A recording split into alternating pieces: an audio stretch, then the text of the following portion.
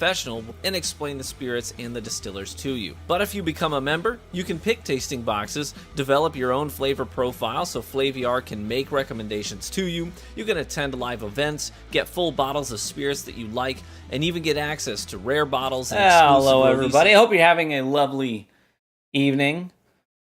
I didn't know what was in that intro reel. I just clicked it. It was labeled like whiskey intro reel. I forgot I had done a Flaviar promo for them when I first started the channel. So I was like, whoa, okay. I guess Flaviar got some free promotion today. That's fine. But video and audio are good. That's what we love to hear. Thanks, Tater. Appreciate that. Thanks for letting me know. So I'll probably give folks a little bit of time to kind of like slowly meander on in. I'll intro a bit about what we're doing today and what the plan is. Let me also copy a link to the stream and share it on the Twitter. By the way, if you're interested, I'm live streaming a blind whiskey tasting tonight. Like right now. Why not? And yeah, boom. I'll share that as well. Hopefully that'll let some folks mosey on over, let them know what's going down. But hey, if you're here, if you're watching the VOD, maybe you're not here live with us, maybe you're tuning in and you're just watching this video after the fact. That's cool too. Hey, thanks for doing that. So this will just be completely unedited, live, blind tasting. And the goal tonight basically is to test my palate. And I will inevitably get stuff wrong. Because out of 5 whiskeys, I'm not going to guess all of these correctly, right? And the goal isn't to guess what whiskey it is. The goal is to guess 3 things. So the first is type, so category. Like, is it a rye? Is it a bourbon? Is it an American single malt? Is it a Scotch single malt? Is it Canadian, etc.? So you get the idea, right? So we want to know type. I'm going to write these things down because I use a notepad whenever I do blinds just because I'm a very forgetful person, as I've noted before. So it's really helpful for me to just keep track of things. So type is the first thing I'm going to guess. The second thing I'm going to try and dial in is the age. And the last thing I'm going to try to dial in is the price. So what this pour will cost if I were to buy a bottle of it. So that one's a little bit, objective, right? It's or subjective. It's really depends on you, the consumer, and how you gauge value in a product. So I have discrepancies all the time with bottles that I pick up and I review where I'm like, I like it, but I don't like it for this price tag. I would rather spend this much on it. You know what I mean? So that one's going to be a little bit subjective, but the rest of those things, obviously I'm going to have to guess because they're exact values, right? So type, age, $. Those are the things we're going to try and test my palate on today. And there are 5 pours. So if you are in our Discord, DMC, who is in chat right now, good to see you, brother. He is the one that selected my pours tonight. So what I did is I sent him basically everything that I have that's open on my shelves, and he got to select the 5 pours today. And they also include samples I've been sent in that I haven't tried. They've never cracked open, never had, never tasted, never tried before. So some of these pours are probably going to be things that are on my shelf somewhere. But some of them very well may be things I've never had before in my life. Stuff that's been sent in from viewers like you guys. So what DMC is going to do is he's going to share. Feel free to go ahead and do this at any point, DMC, from now on. I will not look at Discord. I'm not going to pull up Discord, right? So you can go ahead and post those anytime. Post the list in the Discord in the whiskey recommendations section. Just to be safe, just in case, I don't know, my monitors, every now and then one of them will switch off and stuff gets shuffled around, whatever. I just don't want to see it. I don't want it to be an option for me to see it. So, yeah. What year is this? Good to see you, Robin. Thanks for tuning in. Appreciate you. Matt, aren't you supposed to be raiding tonight with the boys? What about proof guesses? I mean, I may try to take a stab at it. Hey, Mikey P, my man. I think some Mikey P samples might have made the list for things that were eligible. I'm not sure if they ended up on the table or not. But anyways, here you go. Behind me, you'll see here. Da, da, da, da. I recorded a video today and dirtied up 2 Glencairns. I have 6. So that left 4. So one of these glasses is not a Glencairn. But it is what it is. So my wife poured these. She asked that I do not have her on stream because she was already cozy in her pajamas. And I decided to respect that wish. So I had her pour them and then I went live. But you can ask her. Scout's honor. I did not cheat. Anyways, I've got water. And this here is my sort of litmus test. My baseline. This is just a little Elijah Craig small batch. Why? Because it's low proof. It's bourbon. It's just something to warm my palate up. So the first thing I'm tasting tonight isn't one of the whiskeys in the blind.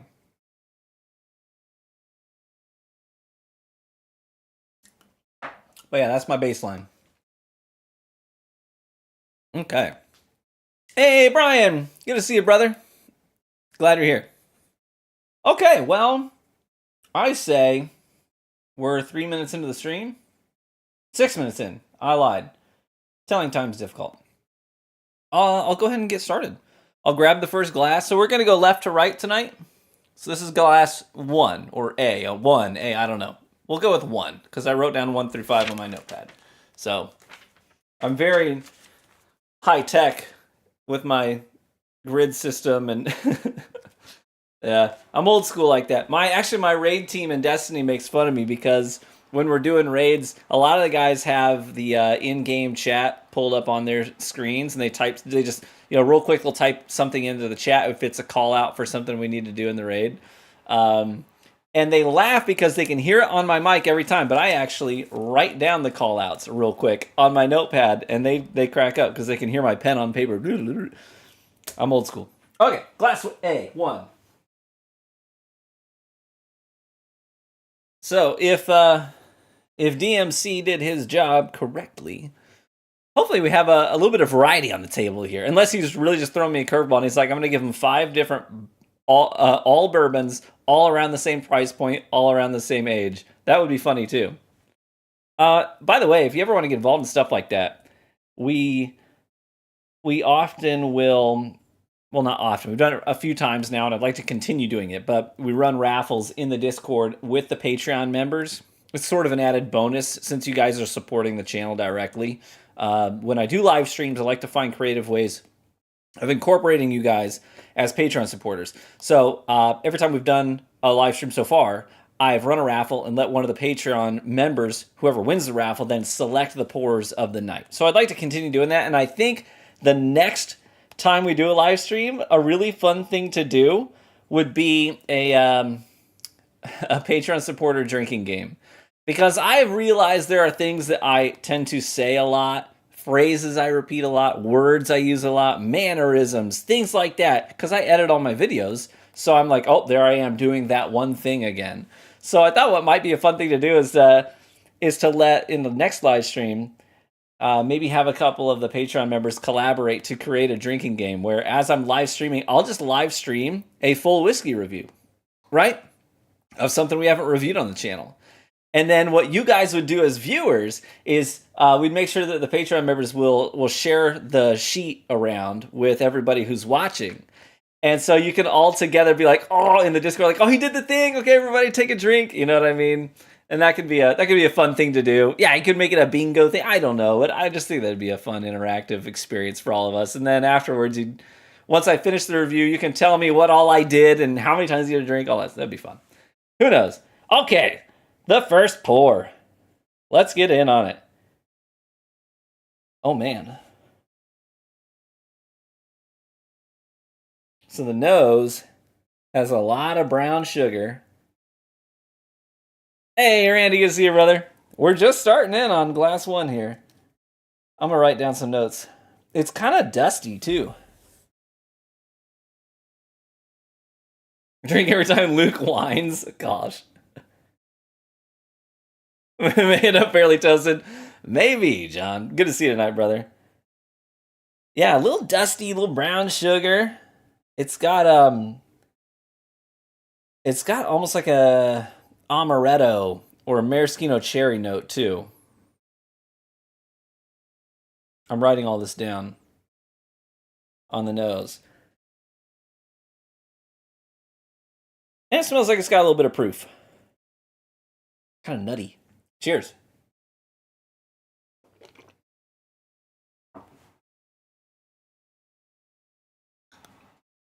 Mm. DMC. You hit me. You hit me with something with some heat on it. Oh, Robin! I just remembered his last name. You were texting me yesterday about a mutual friend, and you were like, "What's his last name? I can't remember it." And I was like, "Crap, I don't either." I just remembered it, Robin. It's a shared last name with somebody in chat right now. As soon as they said hello, I was like, "Oh, that's it." That's really nice. There's only 2 of us in the stream right now that have a clue what's going on with that. But anyways, yeah, Robin, you asked me a mutual friend's last name, and it just came to me because a person in chat shares that same last name. Okay. See, now you're like, oh yeah. Okay, so anyways, yeah, I'm getting a lot of like warehousey, dusty, funky oak on this. Squirrel moment, right? I'm gonna try not to just like stare at my shelf and be like, what could this be? But it definitely is bourbon. So for type, I'm gonna write down bourbon. Now I will finalize these because I may come back and be like, you know what? Now I think about it, But for right now, I'm gonna say this is bourbon.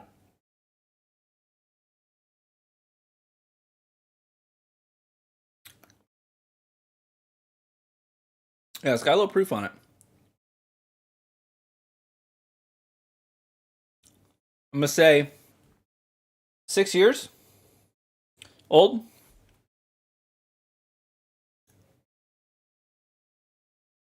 Matt.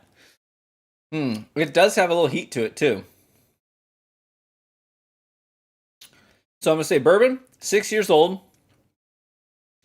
I'm gonna say $90 bottle. That's my preliminary first pass, right? This is my first glass of the night, so all of that is subject to change as we come around. Bourbon, 6 years old, $90 bottle.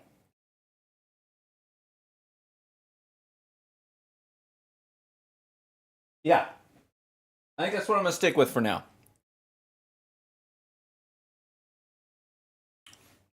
Question for you: do you strictly use Glencairn glasses, or do you ever mix it up? So one of my favorite glasses is actually a Peugeot glass. Let me grab it.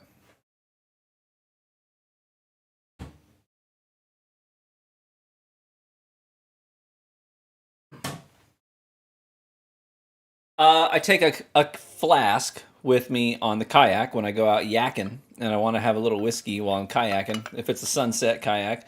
But also, I really like these Peugeot glasses. The little button in the middle there, so the whiskey goes around the middle. So it's in there like a donut. And I've seen a lot of people explain why it is that way and scientifically why that's supposed to enhance the flavor. I don't really care about any of that. I just think it looks cool.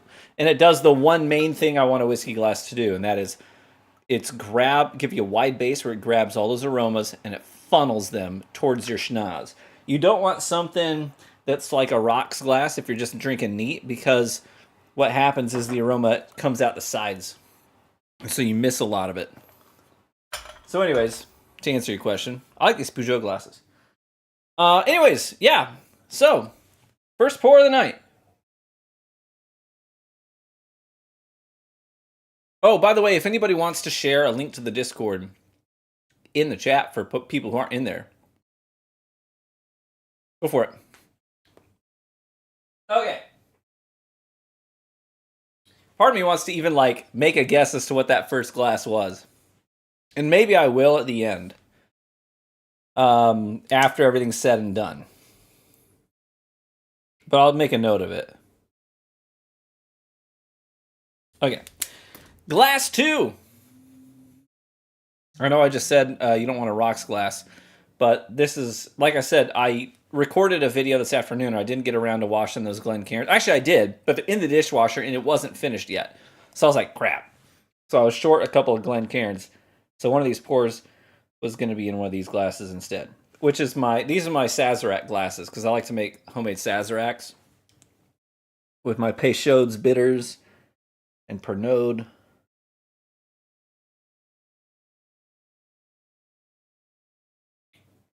I have a feeling you'd be able to guess a few of these. Yeah, maybe. So you know what I'm actually going to do? I'm going to trade this glass for the Peugeot glass because I feel like I'm missing some nosing notes here. So I'm actually going to, if you don't mind, I'm going to go ahead and pour it into my Peugeot glass. Is that cool? I hope it was cool with you because I already did it. Okay. Sazerac, I've never heard this word. Yeah, Sazerac is a cocktail. It's named after a pharmacist in New Orleans back in the day. So he came up with his own form of bitters to mix with pharmaceuticals to make them more palatable for patients. Because, as you well know, not all medicine tastes great. So he came up with his own blend of bitters, a lot of anise notes in them, and used those to flavor his pharmaceuticals. Well, eventually, that became part of flavoring the just straight distilled whiskeys that were used medicinally. So he would sell whiskeys with the bitters, his own brand name Peychaud's bitters mixed in there. But then what he would do was, well, it got so popular, people were actually coming because they wanted his blend of booze, not for medicinal purposes, but just because it was really good. And eventually, the Sazerac House opened up in New Orleans to kind of honor him and his heritage. They still use the same blend of bitters to make the Sazerac cocktail to this day. Very good cocktail, by the way. And I do recommend that if you're going to make one, try to grab a bottle of the Sazerac rye when you do it, just for authenticity's sake. Anyways, I'm getting a lot more on the nose now that I traded glasses, by the way. I think whiskey history is fascinating, for the record. There's a number... I should do more of these videos, but early in the channel, I used to do a lot of videos on whiskey history or the art of distillation, stuff like that. I'll be touring the Sazerac House in September. Awesome. Love to hear that, Randy. Get yourself an authentic Sazerac while you're there. But I should do more of those videos, but they were really fun to make because I'm a reader. It was actually funny. I was out walking my dog tonight before putting the kids down. I had the kids come with me on a walk with the dog. And another person from a connecting neighborhood, we were crossing paths, and she had a golden retriever, and she asked, may our dogs meet? Which is a polite thing to do, right? I said, absolutely. Our dog loves to socialize. She said, our dog's name is Syl. And I'm a bit of a reader. So I asked, Syl, is she named after anyone in particular? She's like, oh, she kind of said coy, like, oh, it's named after a character in a book series that me and my husband like. I said, is it by any chance a book series written by a man named Brandon Sanderson? And she's like, yes. And I was like, is it Stormlight Archives? Yes.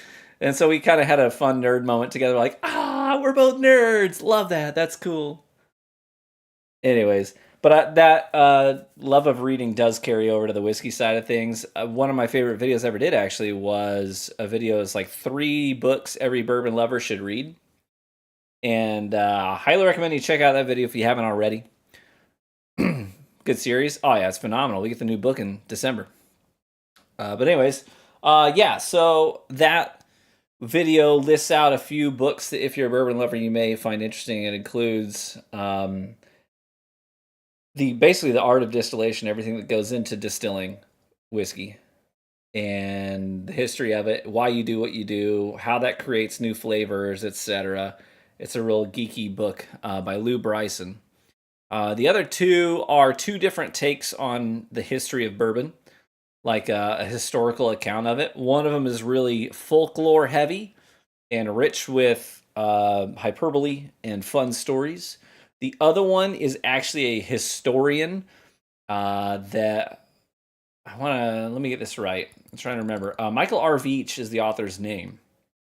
and he is so boring. His writing is boring. But I say in the video, but the information is rock freaking solid. He was actually hired. Who was he hired by? I'm trying to remember off the top of my head. It was one of the legacy distillers actually hired him out of college to like handle their to go through their old archives and like find out a really detailed account of their own history and then put it into a presentation, put it into words for them. And he did such a good job. They're like, okay, we're keeping you. And he worked for them for many years as a whiskey historian. And then he helped launch like the Bourbon Museum down in Louisville as well. Anyways, geeky, nerdy stuff. So check out that video if you haven't already, and maybe see if one of those books would be right up your alley. All right, Robin, have a great night. I too am rich with hyperbole. Okay. Well, the nose on this gives me a little bit of that. I'm not saying it is a rye whiskey, but I think there's rye in the mash for sure. A healthy dose of it because I'm getting this Hallmark yellow fruit and a little bit of this spicy spearminty vibe on the nose here.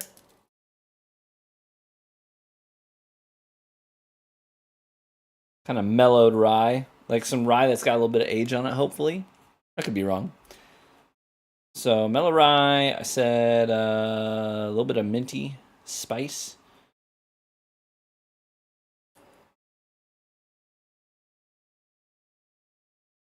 Imbibe by David Wondrich as well. I'll write it down.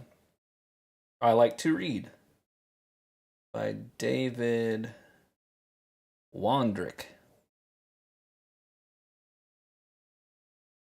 Hey, Sai, good to see you. Yeah, getting a little bit of a mellowed rye vibe on this. Some of those yellow fruit notes. Also some cinnamon, maybe even nutmeg. Those like baking spices, you know. Love that. I took a big inhale straight through my nose there. I regretted it. All right, let's try it real quick.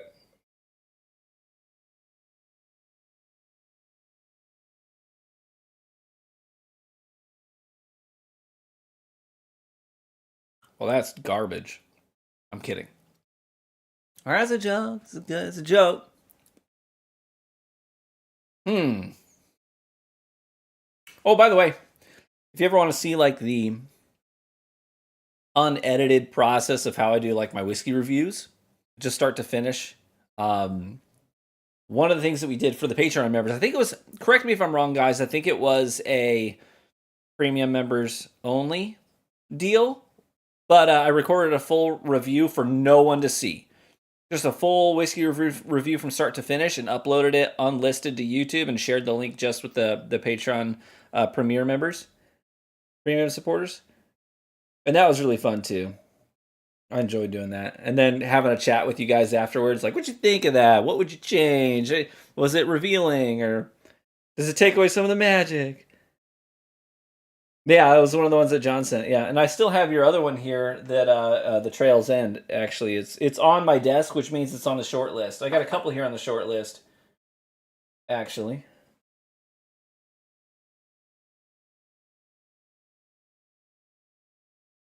yeah. I hope some Pendleton 12-year made it into this blind. I don't know what to think of this. Because it is sweet like a bourbon. But it's got a little bit of mintiness on the tail end of the palate as well. So it might be like a high, maybe a high rye bourbon. I don't know.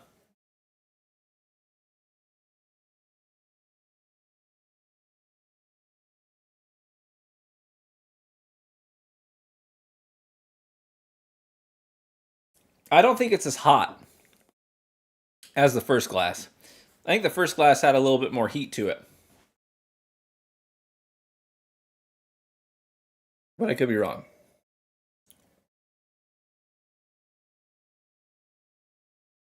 I'm a little stumped on this one, actually. I don't want to drink it all because I want to be able to come back to it and compare it.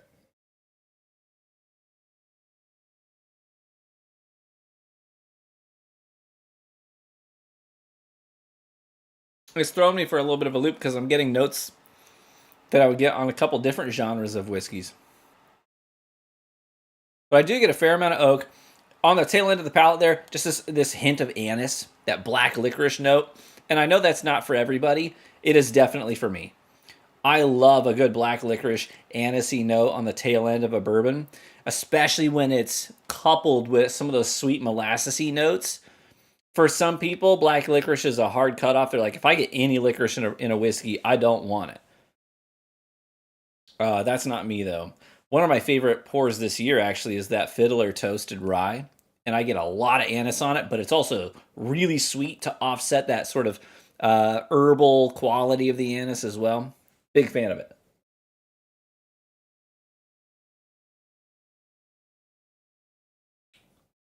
I think I'm going to have to double back to this one.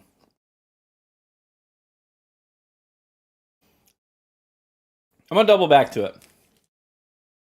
Let me write down a couple of notes. A little bit of anise on the end of the palate. A little sweet, little herbal. It's kind of towing the line for me there between bourbon and rye. But I don't want to drink all of it because I do want to revisit it. Let me put it down. We'll move on to glass 3, and I'll double back before I give my final verdict on what this one type, age, and dollar sign is.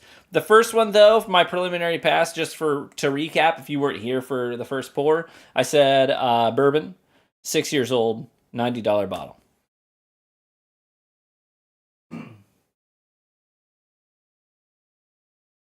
Okay.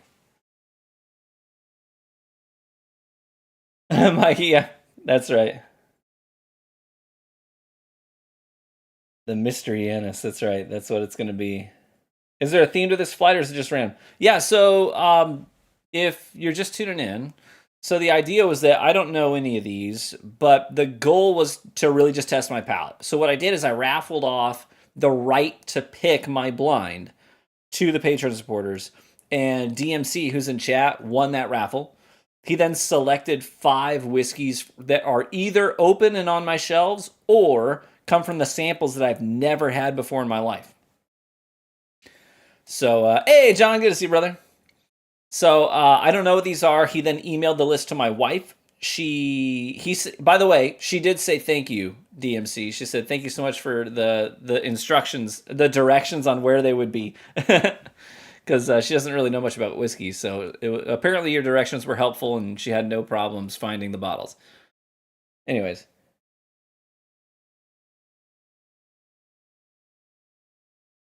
Oh, man. The very first thing that came to mind on the nose of this one was actually lemongrass and butterscotch. Lemongrass and butterscotch. Writing these down. We had a lot of lemongrass in my yard when I was a kid. My mom liked to grow a lot of things. She still does have, in their home now, my parents, they moved out to like New Jersey for several years because my dad took a job there, basically as the vice president of a university. They were there for, I don't know, maybe 8 years. And they loved it, but they're really far away from us and the rest of the family. So they kind of considered that chapter a nice adventure in their lives, and then came back and bought themselves a home in the heart of the Midwest where they're both from. And it's a big plot of land, and it backs right up to this like lowlands, like wet lowlands in the middle of Indiana, where it's state protected land. Because a lot of different animals, mostly birds, but a ton of different kinds of animal species actually nest and breed in those lowlands, so they're protected. So their property goes right up next to it. You can literally walk out the slider of their back door, through their yard, and then down into the wetlands. And it's really cool. But my mom then My dad built these like standing, I don't know, like planters for her out of wood, and then filled them with soil. So she's got all these planters out there with all kinds of. She just loves to grow random stuff. So she brings me like peppers, which is actually a good deal for me because I love spicy margaritas. So what I do is she'll bring me ghost peppers. She's growing Carolina Reapers this year, which I'm like, yes. And then she'll bring up all these peppers from her harvest. And then what I'll do is I'll take mason jars and I'll fill them with tequila, and then I'll put the peppers in them. Like I'll julienne them. I'll get all the seeds out, chop the stems off, julienne them in long slivers, and put them in the mason jars with the tequila, and I'll infuse the tequila with different kinds of like red chili peppers, ghost peppers, stuff like that. And man, that makes a really good spicy marg. Tell you what. Anyways, neither here nor there. We came to all of that from lemongrass, if I remember correctly. Man, this has some great warehouse funk on it. I'll tell you that. Glass 3 is a ton of warehouse funk. I'm growing a bunch of peppers this year too. Nice. I love peppers. Warehouse funk. A little brown sugar, oak. This on the nose is like friggin' yeah, from lemongrass to tequila and peppers, yeah. This is glass 3, by the way. But this is like quintessential bourbon notes on the nose. A little vanilla. Well, I don't want to just rush through the blind and be done with it and be like, hey, thanks for tuning into this 20-minute stream. We're here to hang out, you know? Here to hang out. But yeah, this is quintessential bourbon on the nose. And going in there. Ooh, what came to mind are those what are they called? Remember those like cube shaped with the little ridges in the sides? Cube shaped caramel chews. You used to get them like individually wrapped at the grocery store. Yeah, those little like chewy caramels on the nose. I'm gonna try it. Cheers. This is glass 4, right?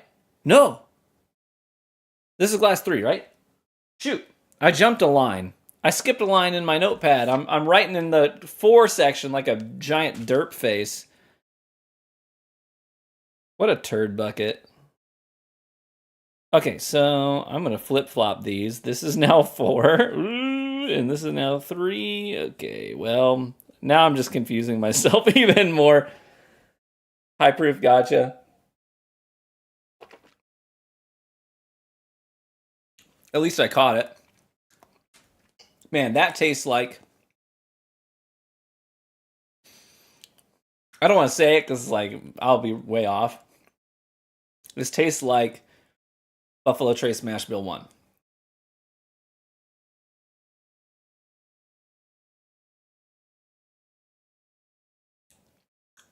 Glass 3 tastes like Buffalo Trace Mash Bill 1 to me. A little bit of age on it. Plenty of oak. Some good bite. Mm-hmm. Don't tell me, by the way, in chat if I'm right yet. I don't want to know yet. So don't be like, oh, how did he know? Or like, oh, this idiot's way off. Don't say it yet. Just think it. But don't say it yet, because I don't want to see it.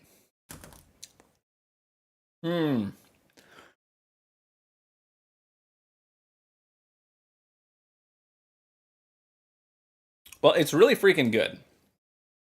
I will say that. Start the $5 donos.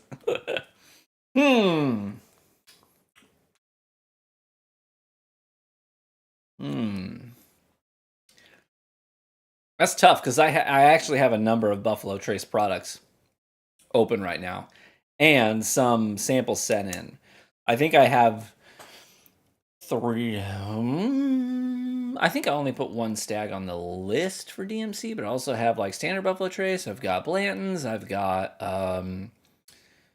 shoot, what else do I have? I've got Weller. That's not Mash Bill 1 though. That's weeded.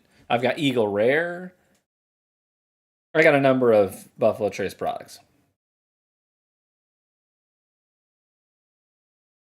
But I'm going to say bourbon, obviously. This is glass 3, right? Bourbon for the type.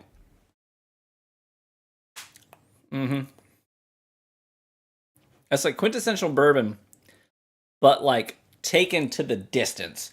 On the palate, there's a note that I didn't get on the nose that I'm definitely getting on the palate, and that is like maraschino cherries, like candied cherries, still in the juices. You know what I mean? You pull them out of the jar with the juices dripping off it. You're like, you know what I'm saying? And I always get that on Buffalo Trace, Mash Bill 1.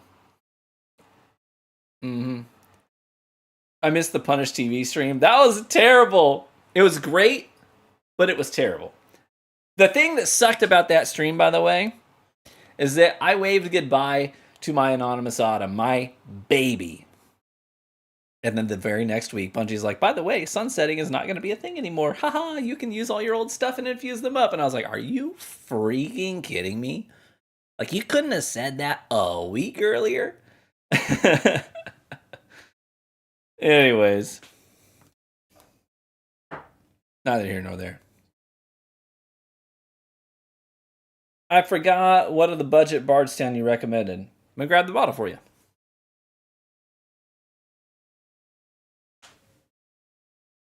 This is one of my favorite daily sippers. This is Bardstown. This is the Origin series, and it's the black label. It's 100 proof, bottled in bond, and it's a wheated mash bill. And this will only set you back $40. So a lot of times you get things that are either $60 or down in the $30 range. And those are like the predominant ones. And this one strikes a nice balance in between the two where it's like you don't need to spend $60. But it's also not cheap stuff. This is actually 6-year-old bourbon. Distilled right there at Bardstown for $40. And I think this is one of the best values in bourbon right now. So I highly recommend it.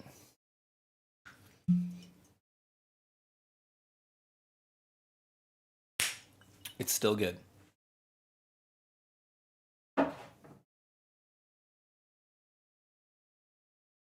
Okay, where were we? Glass 3.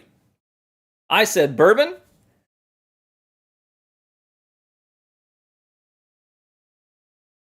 Age.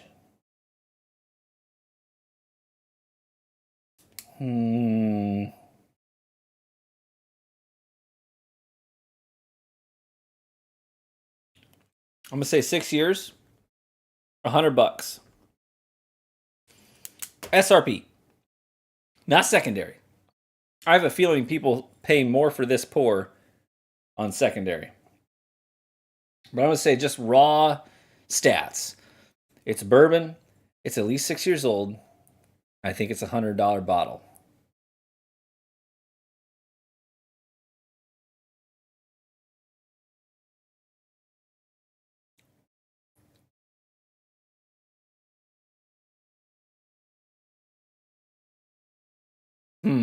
If it had more bite to it, I'd straight up say that's Stag. But I'm not sure. It could be Eagle Rare. But if it had more bite, I'd full on say that's Stag. Obviously, if it's Eagle Rare, it'd be 10-year-old. And a $40 bottle. Anyways, let's move on. That was glass 3.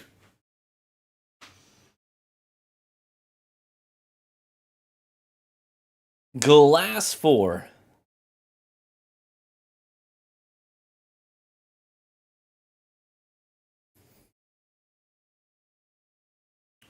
Hang on. Let me get some water here. Let me cleanse a little bit.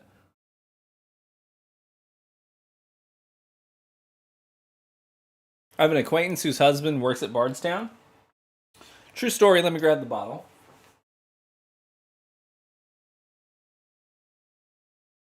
This bottle here is signed, it's hard to make it out, by Andrew Jury. And his name is on the bottle right here as well. He works at Bardstown. In fact, he's one of the managers at the distillery. Distillery supervisor. He's like he's on top of the distillery. Right? It's sort of like operations, right? Not master distiller, but operations. And because he's been there for so long, he got the distinct honor of having his own barrel set aside when Bardstown started distilling the bottle I just showed, the Black Label, right? The Black Label Origin Series, their own wheated juice. That bottle came out, it launched in 2023 last year. That same year, he sent me, because he's actually a viewer on my other channel, my gaming channel. He reached out to me because, true story, I friggin' accidentally live streamed a whiskey review to my Twitch channel. Yeah.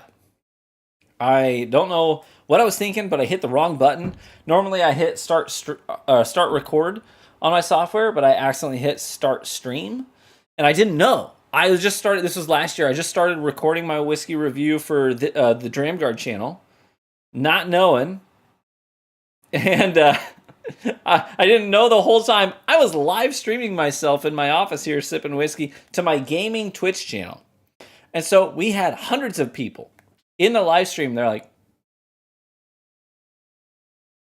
"What the heck is he doing?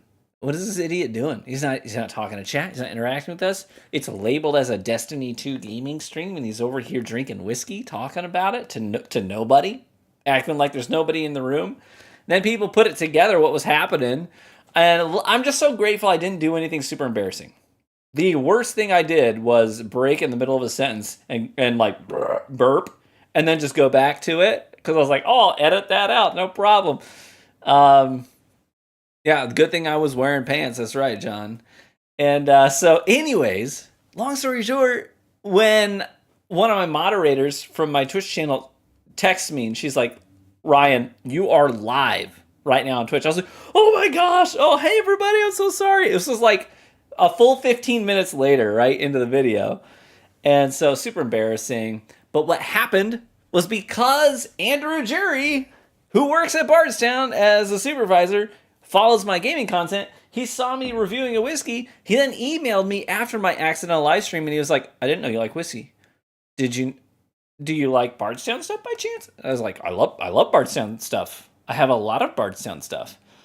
And he was like, "Oh, that's cool.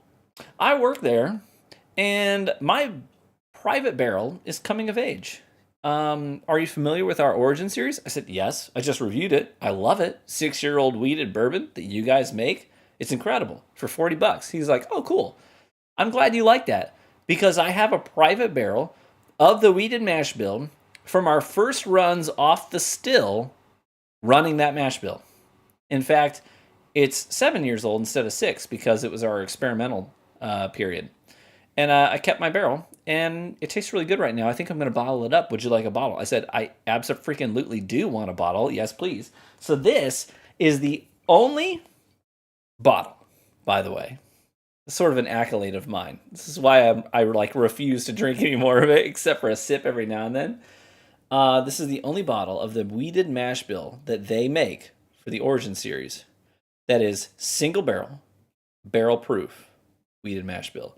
In fact, the mash bill is, if you don't believe me, the mash bill is right there. The 680-2012, that's the wheated mash bill, baby. Nobody has it. Single barrel, barrel proof, but me.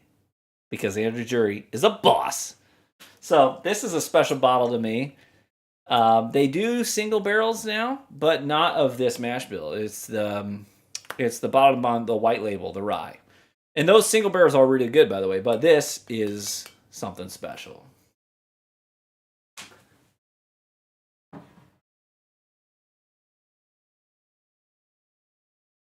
Anyways, back to glass 4.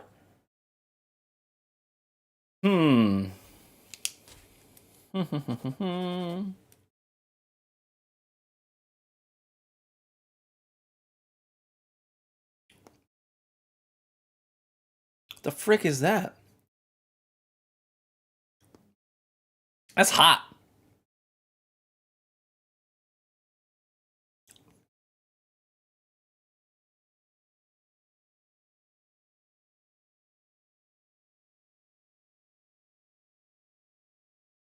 That's real hot.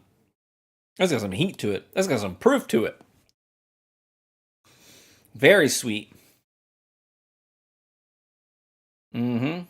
You know those you get a box of chocolates for your wife for Valentine's Day?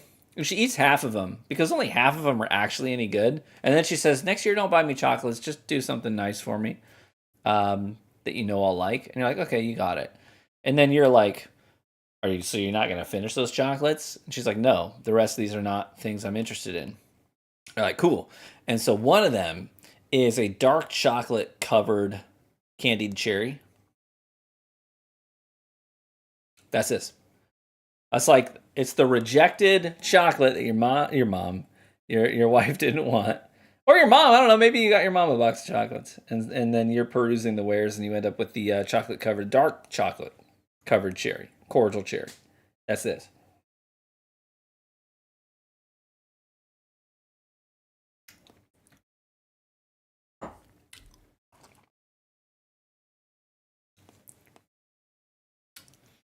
Mm-hmm.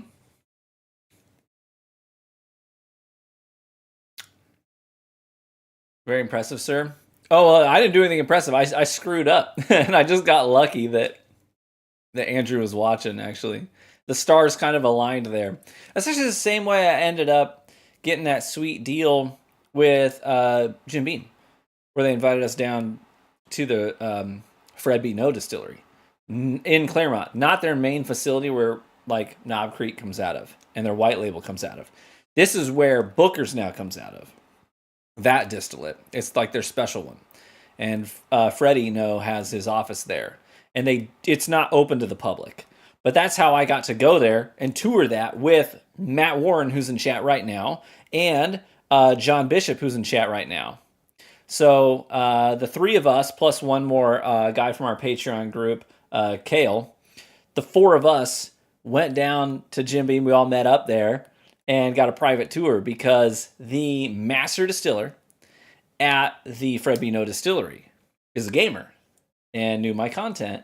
And well, actually, he listens to the gaming podcast that I co-host and shot me an email after one of our episodes. He was like, "Hey, I didn't know you had a whiskey channel, dude. Do you like any Jim Beam stuff?" Same stories like the Andrew Jury stuff with Bardstown. I was like, "Absolutely. I cover a lot of the Booker stuff. Big fan of Booker's little book." He's like, "Oh, cool. I make that." Yeah, I make that. Do you want to like come down, check it out? Like, yeah, I freaking do. So that's really cool. Anyways, so the gaming content's really like opened a lot of doors for me in the whiskey world, ironically. Back to the pour at hand, though. I'm heading down 2 weeks from tomorrow and hoping Bardstown has the rye cask strength out. I hope they do too, for your sake.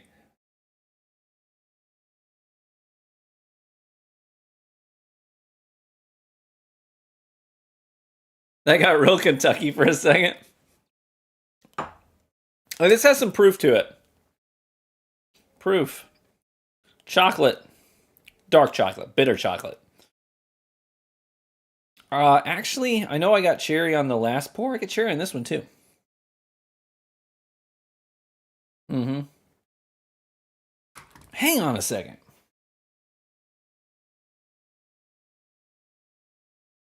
This is 3. This is 4, for the record.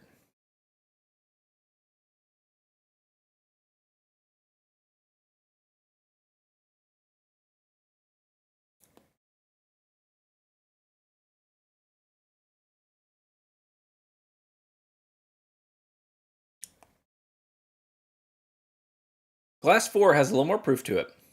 It's got a little more bite to it. And a ton of oak. Like a ton of oak on it.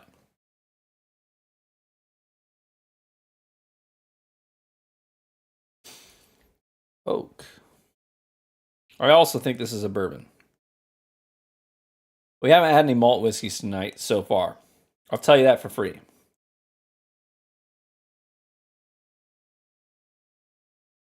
8 years old. I think this is old juice. If it's not old juice, they're covering up with the proof pretty well. But there's a lot of oak on it, and it's not like young oak. You know what I mean?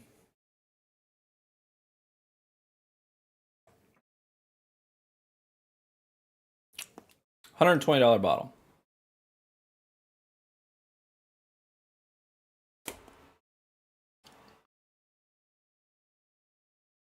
So holding out for a Tennessee tour, dude. So truth be told, Jack Daniels has ended up being one of my favorite distilleries. Like JD10, JD12 here, the twice barreled JD. Both of them are my two favorite JD bottles so far, right here. JD12 batch 2 of this year, and the twice barreled rye. DMC actually, who selected the blind tonight, he actually procured this bottle, the special release twice barreled rye. He procured that for me and sent it to me. I paid him for it, for the record. So preliminary DMC. So this is not my final, but preliminary first pass. I'm saying 8 years old, $120 bottle.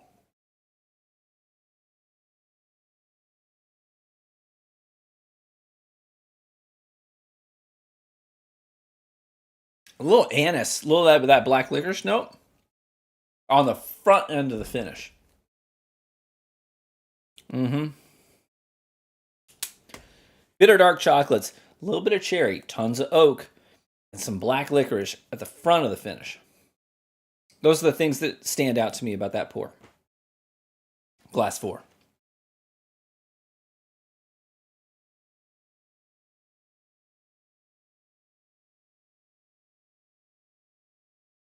Man, let me equalize a bit with some water before we move on to the final pour. But yeah, John, long story short, I would love to do some stuff with Jack Daniels.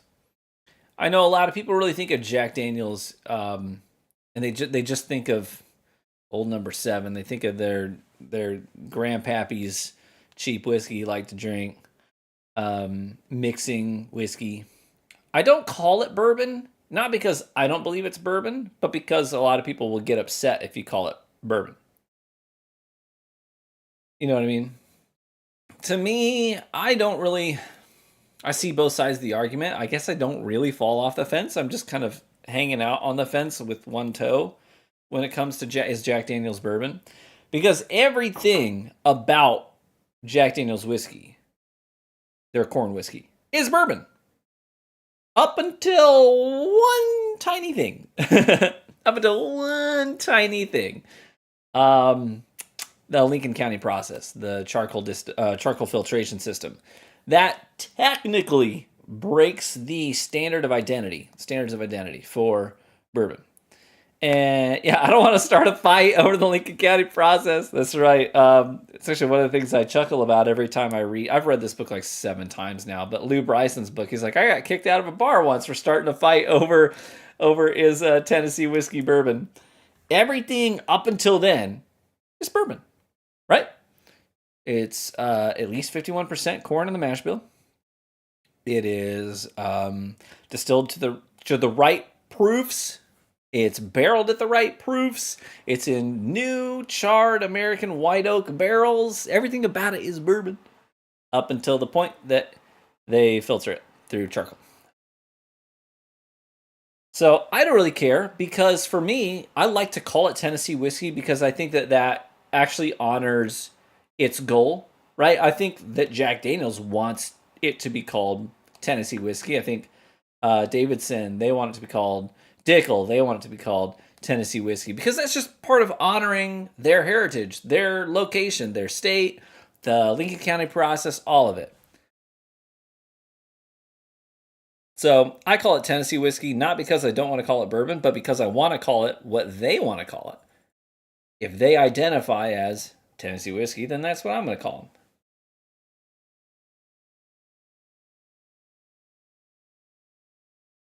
them. Oh, that's freaking delicious.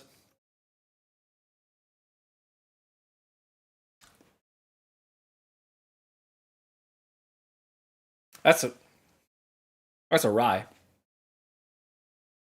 Mm-hmm. That's a good rye.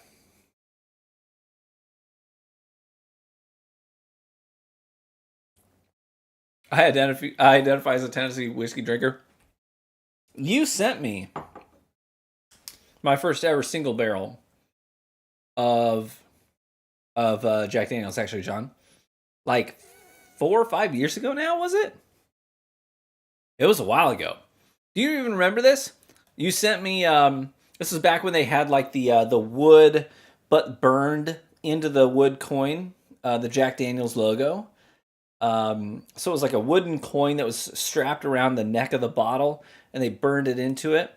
You sent me the single barrel of their rye 4 or 5 years ago, before their single barrel rye really started to get popular and take off.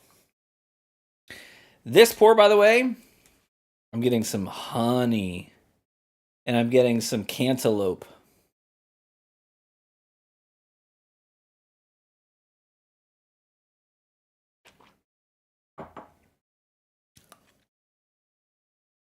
Sweet oak.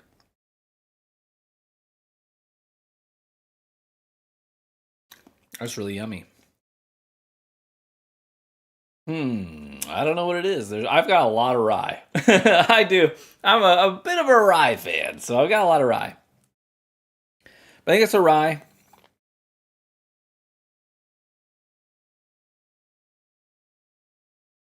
I don't think it's still got a little bit of bite to it, so I don't want to say that it's super old. Like, I don't think it's the Whistlepig 18 year. This has got way too much attitude to be a mellowed out 18-year-old rye. Whiskey mellows out faster than we do. I was still an edgy little troglodyte at 18 years old, but rye whiskey is known for having an attitude. At 18 years, it's lost its attitude. It matures faster than I do. You ever think about yourself at 18 years old? What a freaking weird little goblin I was. I think back and I'm like, what the heck was I thinking when I did XYZ?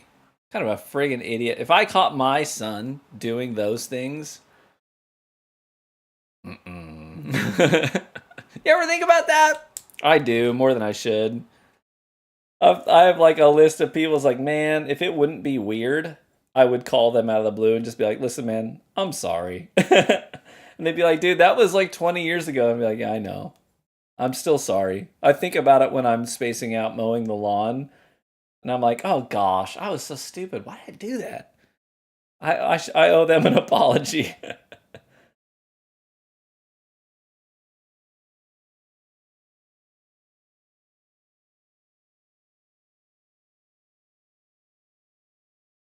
Yep. That's good though. I like that. I think it's 6 years old. Maybe like in the 4 to 6 range. But it's also sweet.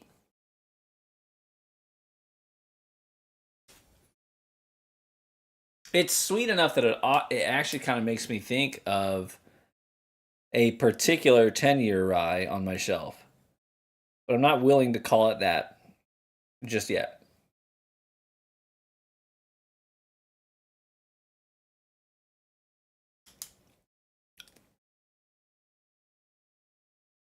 $70 bottle. 4 to 6 years. Rye.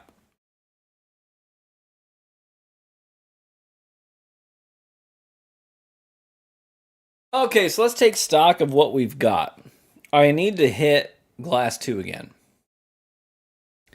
I don't think that there's a single scotch on the table tonight. I don't think there's a single American single malt on the table. I don't think there's a single Canadian or Japanese or Australian or whatever the frick else is out there. I think everything on the table tonight is American. American whiskey. I think we've got a mix of ryes and bourbons represented here. Weird little goblin, what a picture.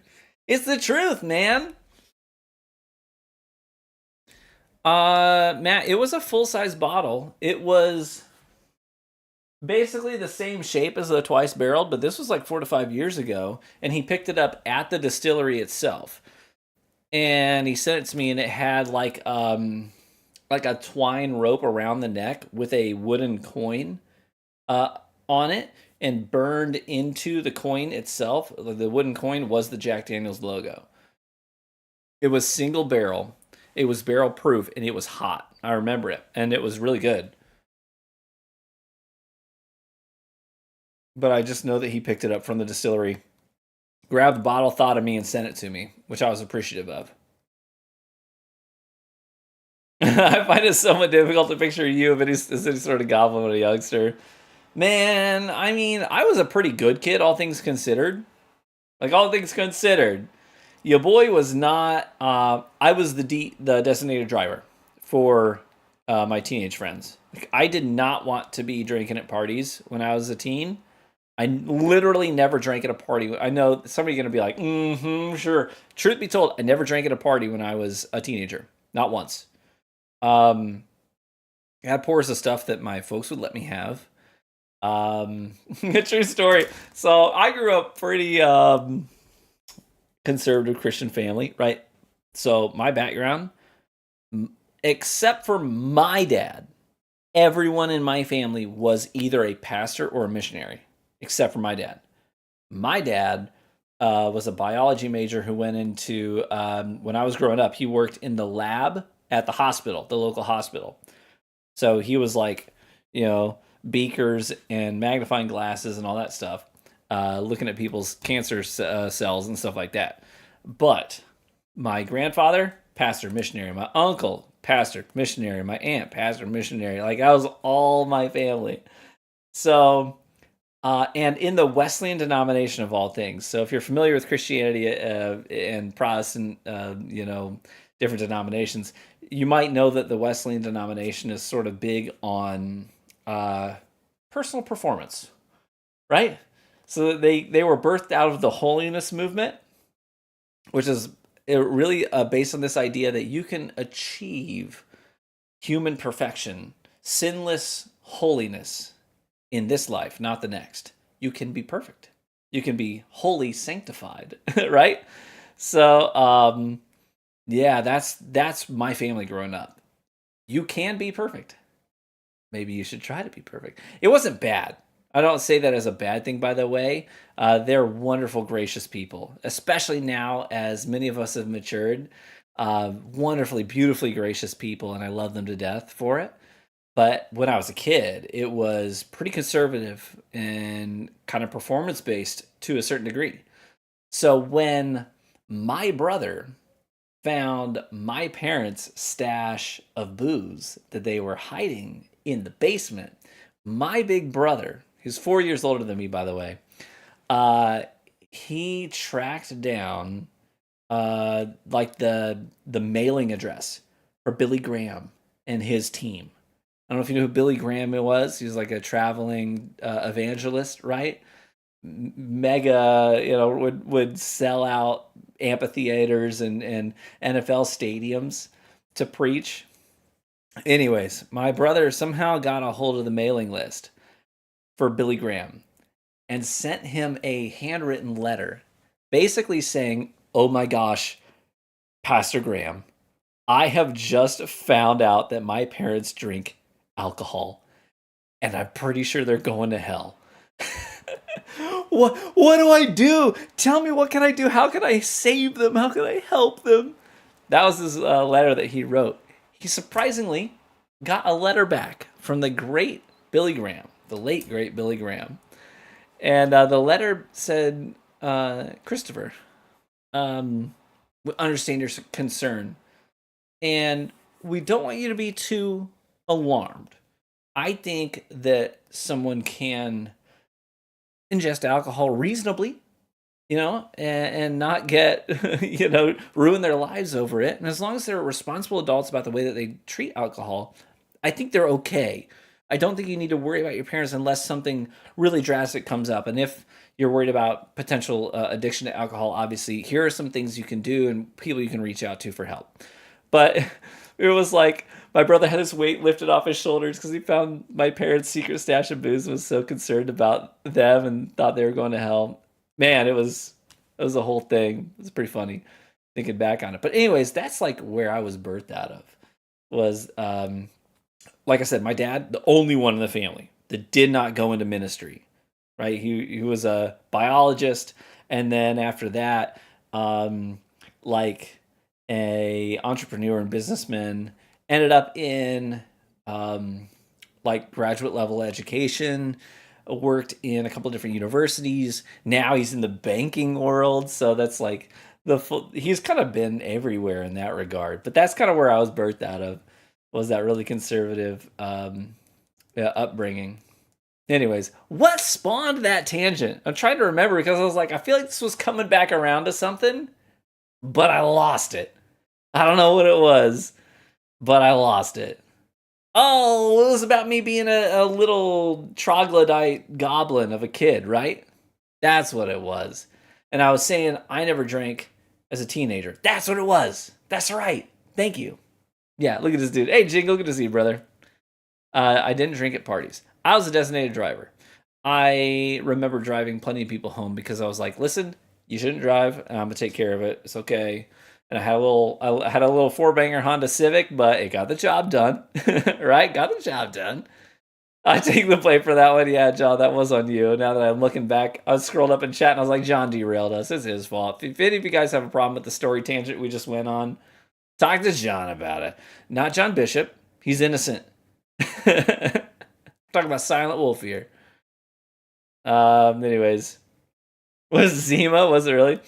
I only ever had a couple of pours of stuff that my parents would let me have, like wine, basically.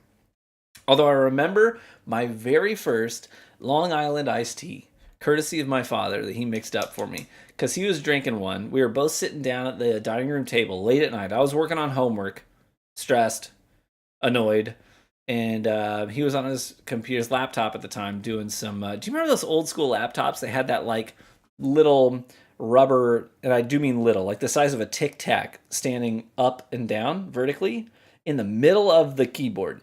And that, you would put your finger on it and you'd wiggle it around and that would move the mouse. Do you guys remember that? What a stupid design. But he had one of those laptops and he was doing some work late at night. He was sipping on Long Island iced tea. And I remember sitting there doing homework. And he looks at me, he's like, would you like one? And I was like, my dad is asking me if I want a alcoholic beverage? And I was like, is this a test? I was like, sure. He's like, okay, I'll make you one. And I thought this guy's going to make me like a 1 ounce, like this size something. No. He made me a this size Long Island iced tea. I don't like tea. Iced tea. I like tea. I like hot tea. But I've never been like a big fan of sweet iced teas. And I know some of you guys are Southerners. John Bishop's about to rip my head off. I don't hate them. I don't have anything against them, but I just don't tend to like gravitate towards them, right? It's just not a part of Midwest culture, really. Anyways, I also don't like cola. Like I don't like Coca-Cola or Pepsi Cola. I just don't like cola in general. I just drink water, coffee, and whiskey. And that's about it. But anyways, so he made me a Long Island iced tea, and I thought this is going to be the greatest thing I ever put in my mouth because I was young and I was naive. And when I drank it, I was like, I think I'm gonna barf. This is disgusting. I forced myself to drink about a third of it, and I thought I was hiding it well. I was not. My father was like, Ryan, you don't have to finish that. I got through about a third of it. He goes, Ryan, you don't have to finish that. My dad is like really even keeled, stoic. Like this is just how my father speaks. You would never guess on his face if he is having the best day of his life or if he is having the worst day of his life. It's very stoic, very matter of fact.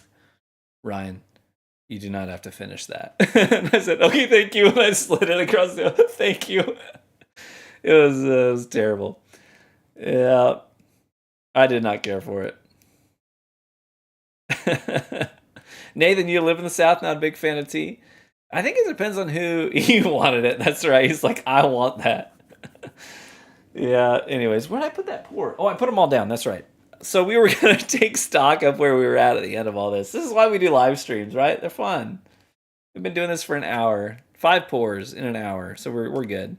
The first one, I'm going to revisit all of these one at a time. But on the first one, I'm just going to revisit this right now. Glass number 1, we said it was... I think I meant brown sugar, but I just wrote down brown. Like, yep, that's brown. That's brown whiskey. Just right there on glass 1, brown. Yep, that's a brown whiskey right there. I think I meant brown sugar. I was rushing. Dusty. I said, it's brown. I said maybe Booker's when I wrote it down. Yeah, I said maybe Booker's. I didn't say that out loud, but I wrote it down in my notes. I figured I should confess that because I just showed it to you. I said bourbon, 6 years old, $90. Let me validate.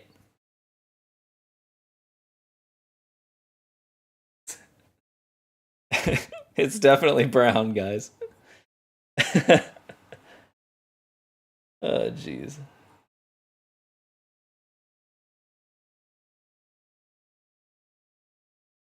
Let me just say, I will be shocked if that's not Jim Beam distillate right there. I think that's Jim Beam distillate. I could be wrong, but I don't think that I am. I said maybe Booker's. I think it's definitely Jim Beam. Bourbon, 6 years, $90. I think that's right. I'm gonna stick with that. I think bourbon, 6 years old, $90.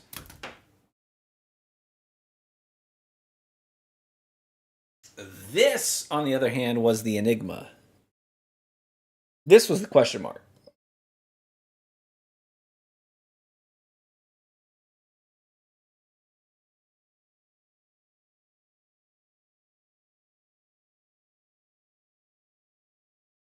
Double oak rye.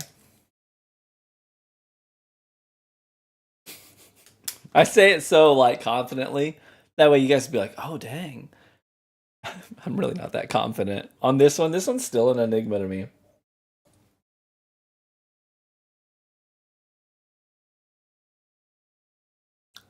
Double oak rye, 4 years old. $65.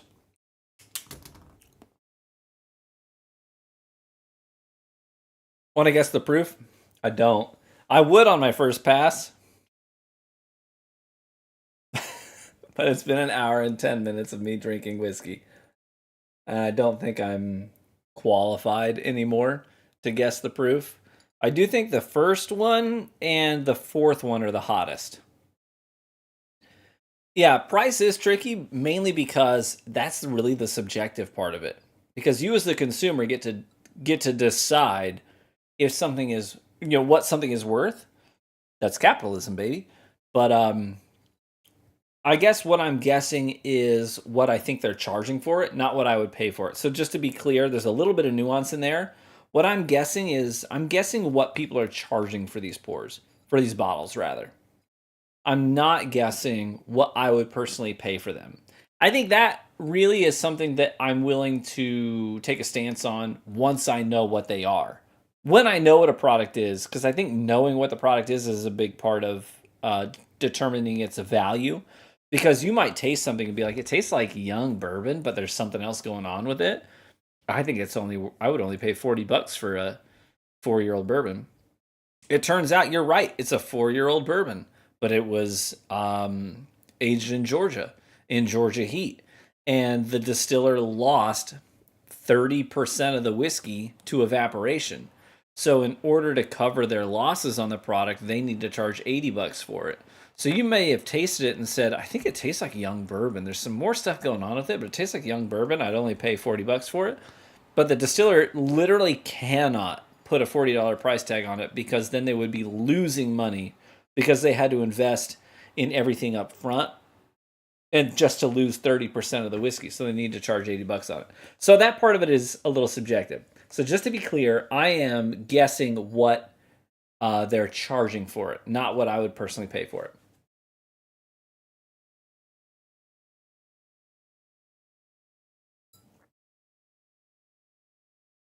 Double oak rye, 4 years, $65. That's my final answer on 2.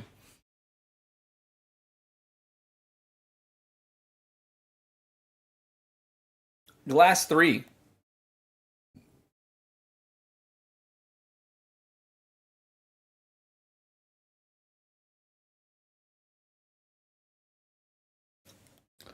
This is the one that I said really was giving me Buffalo Trace Mash Bill 1 vibes. On my initial pass, I said 6 years, $100 bourbon.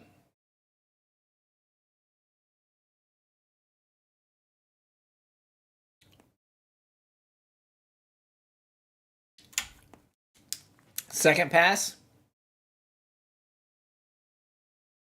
definitely changing it. Still bourbon.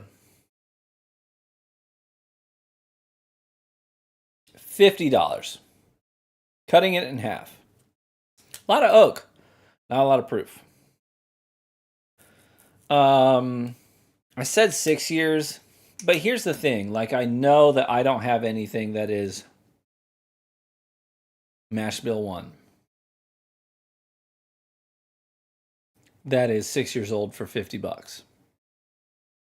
So I gotta, like, I don't know, maybe amend that.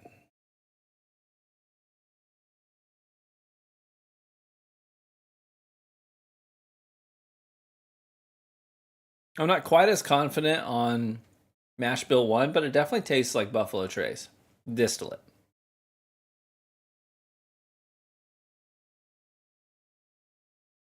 I still think it's bourbon. I'm cutting it down to $50. And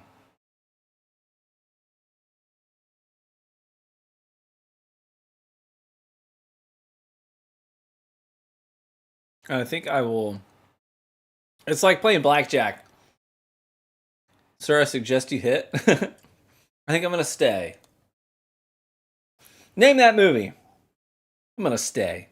Sir, I suggest you hit. Anybody? Nobody? I'll give you a minute. Because I need a minute too. One thing I'm kind of toying with in my head is Austin Powers. Thank you. One thing I'm kind of toying with in my head is the Weller line, like the Antique 107, because I think this is a similar proof point, at least, to that 107 proof point. 20 beats your 5. I'm sorry, sir. Hey, Thrice! Good to see you, brother. I'm glad you're here. We've been chatting about, I mean, I don't try to hide it. I'm a nerd. I'm a gamer. Like, am I an American man? Yeah, I like bourbon. I take my kayak out at 5 in the morning on the lake because I like to watch the sunrise and see the bald eagles fly overhead. I like to watch them catch their morning meals. They're really fascinating to watch. Am I also a nerd? Yes. I read a lot of books. I play a lot of video games. And I used to be a goblin. That's right, Cap. I like to cross both worlds. Mm-hmm. But Thrice and I have been chatting a lot lately about a new game called The First Descendant. They sponsored me to do a couple of videos way before they launched the game. Like a year and a half ago. And on my other channel. So if you only know me through the whiskey stuff, I actually got started on YouTube by doing gaming content. And The First Descendant is a new game that just came out last week, made by a company called Nexon. Are they fully trustworthy? I don't really know. Like, listen, I'm just gonna lay it out for you. I don't really know. Chinese company. They've been under scrutiny in the past for gacha games where they try to basically, they're like, hey, you can have this thing in 20 hours that you earned, or you could have it right now if you give us $10. Like, they kind of hold their own stuff ransom sometimes and make you pay for it. But anyways, are they fully trustworthy? I don't know. But did they pay me to make a video about their game? Yes. And I said yes because they didn't ask me to do anything shady. They said, listen, all we want you to do is just say you played the game and tell people what it's about and show some gameplay of it. And I said, so you don't need me to like endorse the game? They're like, no, you don't need to endorse the game. We just want you to show people the gameplay. Tell them honestly what you thought about it. That's it. That's all we want. And I like when sponsors do that because I've turned down dozens of sponsors who are like, we want you to endorse our product. And I'm like, what if I don't like your product? They're like, then we can't have a deal. And I was like, listen, Korean, that's right. Yeah, I apologize. You're right. They are Korean. Thank you for that, for the clarification there. They're a Korean company. But anyways, I will say, to their credit, they did not ask me to lie. They didn't say endorse our product. They literally said play the game, show the game, and say what you thought of it. That's it. And so I did that. I made the video. It ended up getting 250,000 views. I don't know how. I really don't know how. Not a lot of my videos get 250,000 views. I think I've had maybe about 20 videos in my YouTube career that goes back 12 years. I think I've had maybe 20 videos that have crossed the 250,000 views threshold, and that was one of them. I don't know how. It was just literally, it's just like, I'm just gonna watch the trailer and say, oh, that's cool. Oh, what's that about? That was it. And it got 250,000 views, and I was like, okay, maybe I need to make some more content on this game. So I did, and it's all been pretty good. It's been fun. That's how a sponsor should be. Yeah, absolutely. The game is close to the right kind of crack. I've got, so before the full launch of the game, I had over 100 hours into it, but I've had a really busy week, and it launched last week, so I've only got about 30 hours into the game since the full launch, which, I mean, to be honest, that's a lot of time to be playing a single game in a week for most people. But as a career, YouTube content creator for video games, that's not a lot in a week. There's already content creators out there who are pumping out videos who have 100 hours into the game at this point. What glass is this? This is 3. Yeah, that's right. So I think that's a bourbon. I think it's 4 to 6 years old. I'm going to say $50. If I had to take a guess as to what it is, you know what? No, I'm not going to say that out loud until I finish my list. But I have a guess as to what it is.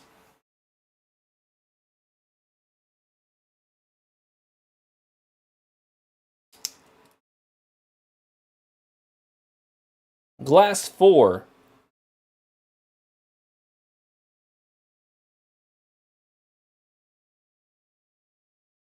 A lot of heat. A lot of heat on 4. It's hot. Can you also discern the mineral content of water? Yes. No, it isn't. I've already put 75 hours in the game. Did you touch any grass thrice? Did ya? I know, because in your DM you're like, I've already got a build for Glay, and I'm like, dude, you don't unlock Glay until you're like past the desert biome, and that's like 30 hours into the game. What are you doing? And that was like 3 days ago. You're like, I've got a great Glay build. I'm like, bro, you either bought her straight up, or you're like way ahead of me. I will say this. That game is trying to target people who like anime and who like anime women. I will say that unabashedly. Like, it's pretty clear. I was like, oh, I like to play this character. Let me go into the store and see what kind of skins they have. And I'm like, oh, I think I'm okay with the default skin. Because I have children, and my son often comes down to my office because he knows what I do for work. So almost all the games I play are like fully family friendly, because that's sort of my vibe. So he always comes down to the office like, what you working on today, Dad? And he'll look at, oh, this game looks cool. I'm like, yeah, man, it's this, and this is what you do, and this is who the hero is. So I'm playing this game, The First Descendant, and I'm like, I cannot buy any of these skins, because these skins are trying to make you feel a certain kind of way. Oh, yeah. So, anyways. So I play Ajax as my main because he's a dude. And he is covered in really bulky armor. There is no nudity, let me be clear. There's no nudity in the game. But there is some skin tight stuff going on. And there's like, how far can we push it skins? And I'm like, I'm not gonna do that. Because I don't want my son walking in here and being like, Dad, I want to play this game. Other dads in chat, you know what I mean. Trying to protect the kid, but also it's like, I don't know that I need that either. I don't know that I need that either, to be frank. All right. Glass number 4 has some heat to it. I said bourbon, 8 years old, $120. I think I'm going to drop that to 7 years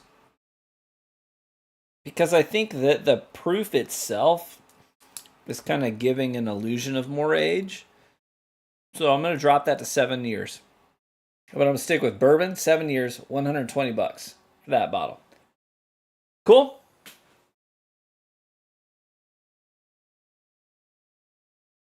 We're getting real close to the finish line here.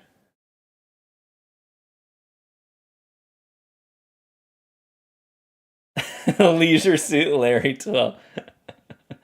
That's right. Cap is calling you out for being old, Matt.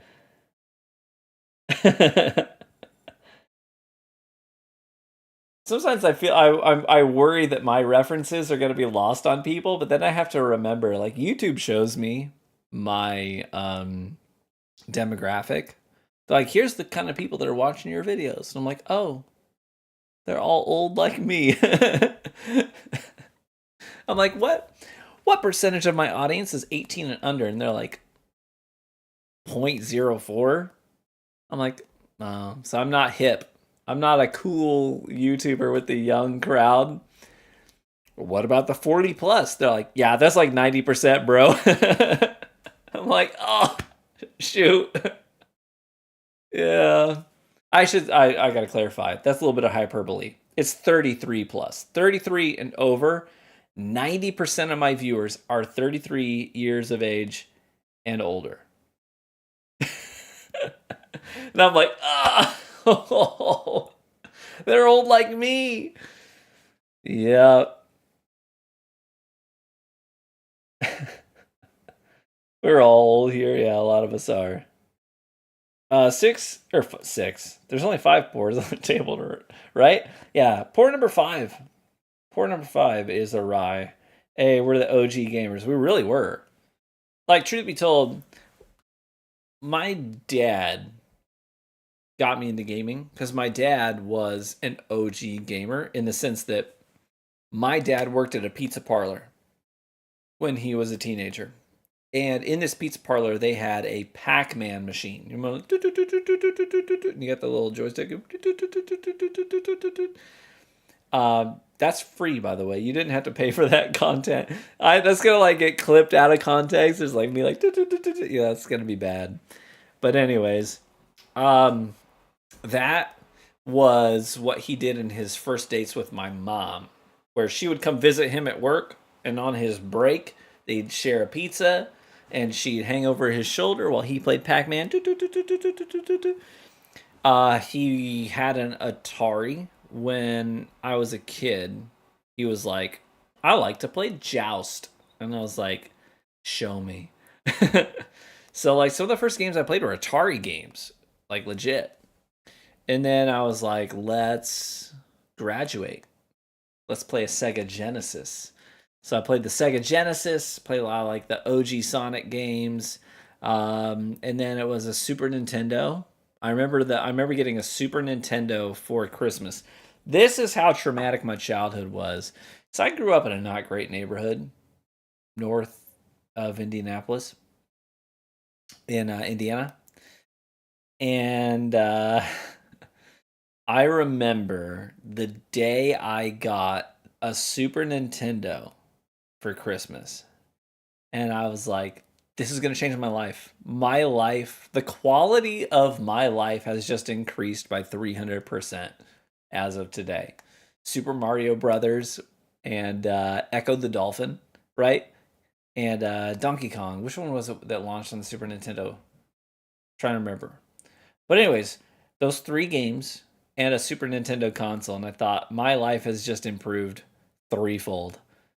And opened it up, so excited, gave my parents hugs, and then it was, our tradition on Christmas was, okay, after we have our family Christmas at our house with just me, my one brother, and my two parents, then what we do is we drive south to the southern border of Indiana. It was a 3-hour drive from north of Indianapolis. 3-hour drive, and visit my mom's family, so my grandparents, in Madison, Indiana. It's right on the Ohio River. Beautiful old school town. Um, and like Clifty Falls State Park is there. And the regatta, like the hydroplane boat races, are hosted right there on the Ohio River in Madison every 4th of July, since as long as I can remember. Well, anyways, that's where my mom's from. So we would drive down there 3 hours, visit her family, and that's where we would celebrate our secondary Christmas. And then we would come back the next day. And when we came back the next day, and I was like, I've been waiting so long since I opened that Super Nintendo to be able to play it. We came home, and I remember because it was like midnight by the time we got home, and I'm like stumbling to the door as a kid, in the darkness. And I'm like, the door's already open. And the door frame has some weird marks in it. It had been crowbarred open. And somebody had looted our house. They stole every Christmas gift I got that year, including the Super Nintendo. Every single thing. The scary thing was that every single phone line, this is back when we had landlines. This was before cell phones. Every landline had been cut. Someone had cut every phone line. As they found a phone, they would cut the line. Just in case someone's in the house, they don't want you to call in 911. Crowbarred the door open, cut the phone lines, looted the home. And I mean everything. Like my mom's jewelry, that was some of the family heirlooms, antiques. They took everything. One of our couches was gone. The bad couch in the secondary living room, they didn't take that. But the nice couch, it was gone. I don't know if they had a box truck or friggin' what. Our house was like skin and bones. And I just remember, like, I didn't care about the couch. I didn't care about the family heirlooms. I didn't care about any of that stuff. But when I found out the Super Nintendo was gone, I bawled like a baby. Just bawled. Me and my brother both just holding each other like, that's the worst day of our lives. But anyways, it was pretty bad. That happened to me twice in my life, by the way, when I was a kid. Our home got looted twice. I don't recommend the neighborhood that I grew up in. I don't recommend it. Like, if you were to send me a listing for a home in a neighborhood I grew up in, you're like, what do you think of this place? I'd be like, don't. Just don't, man. I do not recommend it. But it was a block away from the hospital where I already told you my dad worked for a living. So it was convenient. Yeah. Rye whiskey, glass 5 rye whiskey, 4 to 6 years old, $70.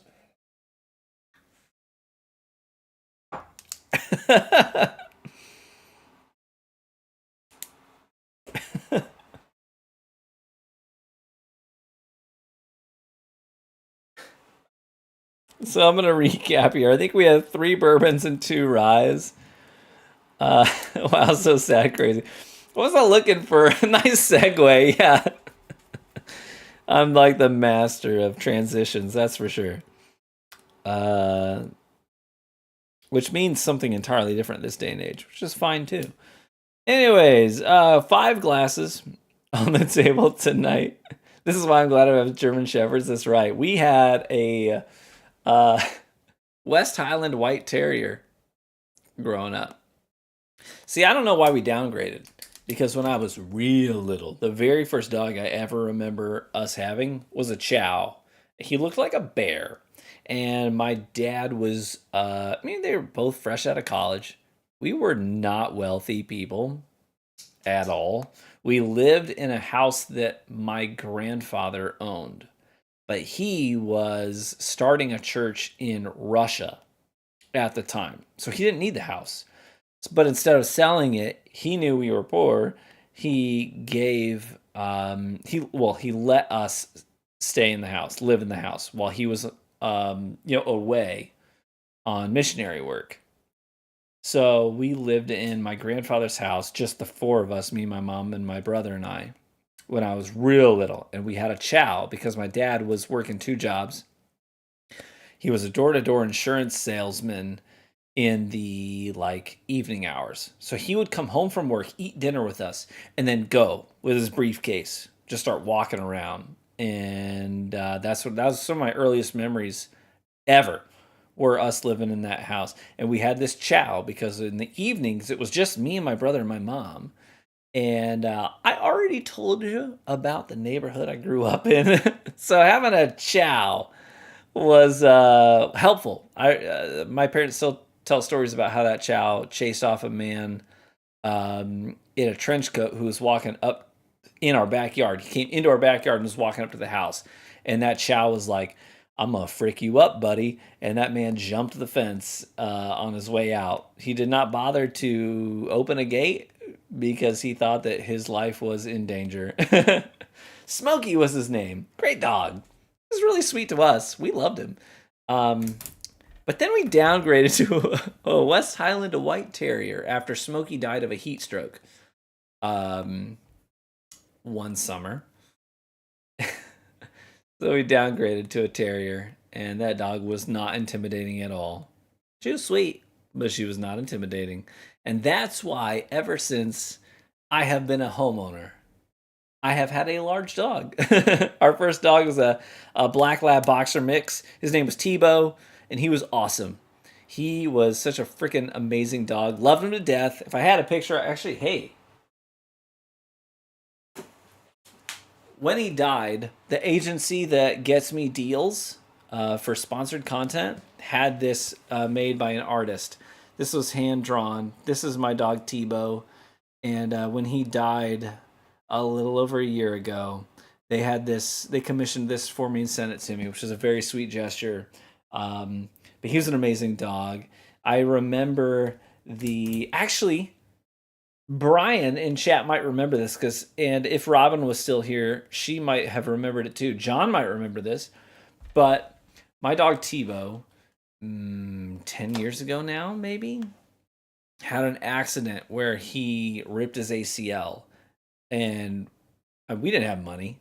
We didn't have money back then, fresh homeowners. And I was just starting out as a content creator. I still was working as full-time in ministry at a church here in West Michigan, and was working as an associate pastor. I ran the whole youth program, and I was the preacher, worship leader for the youth program, as well as the facilities manager. So I did all the maintenance on the building, and I was also an associate pastor for the main, the head pastor. So whenever he was gone, I would fill the pulpit, and I would lead worship for the main service as well. Like, I had no time and I had no money. And he ripped his ACL, and I just started streaming. I was like, guys, I don't know what I'm going to do. Like, it's $4,000 for this surgery to fix my dog's leg, and he's like our defender. You know what I mean? Like, he's a big deal to us. And my Twitch community at the time donated all the money to fund the surgery for Tebow's leg, and got him an implant to replace his torn ACL. But he was a great dog, great guard dog, but he was so gentle with the children up until the day that he died. I remember the night before he died, we knew it was time, and me, my wife, and our two kids camped out in the living room, and we all slept in a circle around Tebow for his last night. And then we knew it was time. We knew we were going to put him down, so we called somebody to come to the house to do it, and we fixed him this pizza that we made from scratch with all his favorite fixins on it, spoiled him to death. But anyways, great dog. So ever since, because of my childhood and what happened in my house, I was like, So I had Tebow, and now we've got Luna, and she's a chocolate lab, beautiful dog, super sweet, but she's big, she's intimidating. Time out. Had to put it back. Anyways, because I just like to have that extra layer of security. Chopping onions around here. You remember that? Do you remember that, John? Yeah. So you guys, my Twitch community actually basically extended my dog's life. Just straight up. He got another like 9 to 10 years of life after that surgery. He's a huge part of our family. Loved water to death. Loved water. If it was up to him, he would have died in the water. A few months before he died, I'm a big water guy. I love to kayak. I love to swim. I do lake swimming.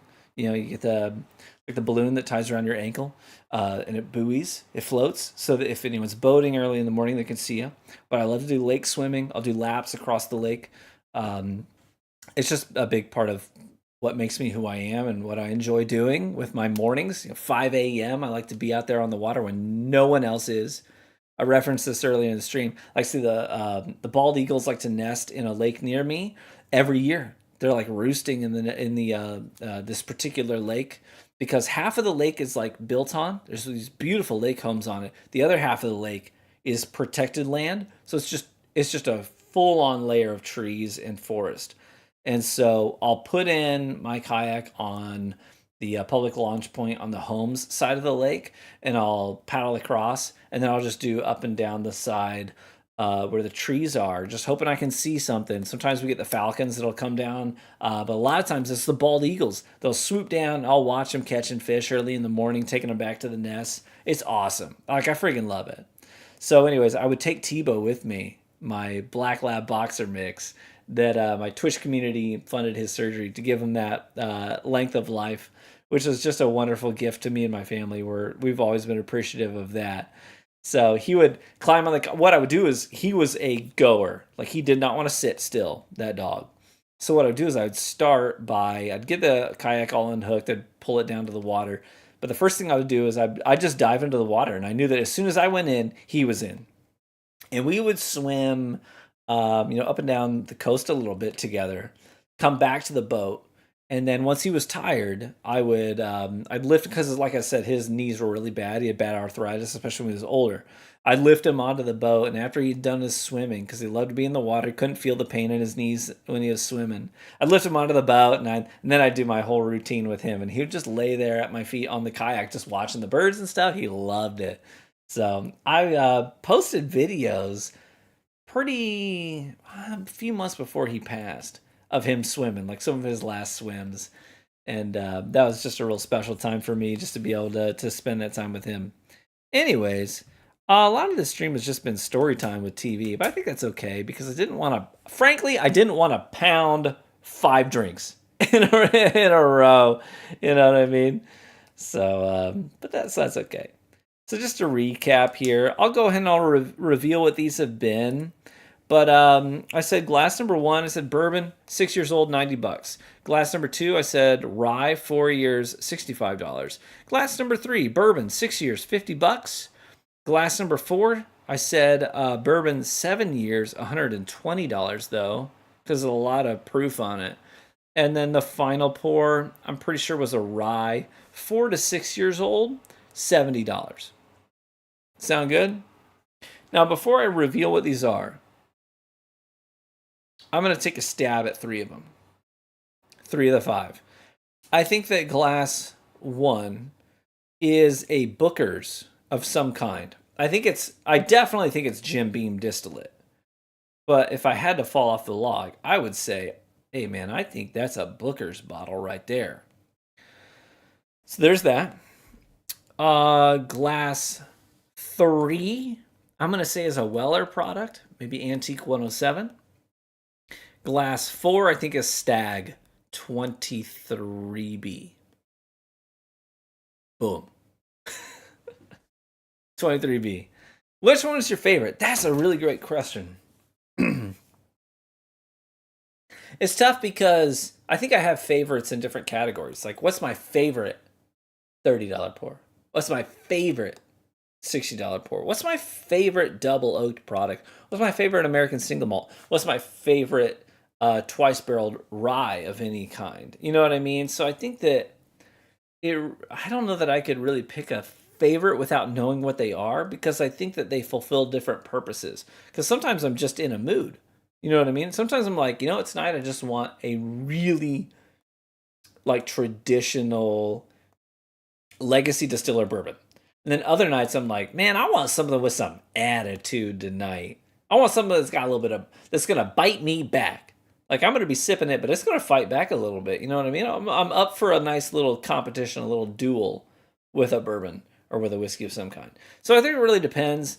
I think knowing what they are really helps to inform my decision on what is my favorite. You know what I mean? Because my favorite will change day to day depending on the mood that I'm in.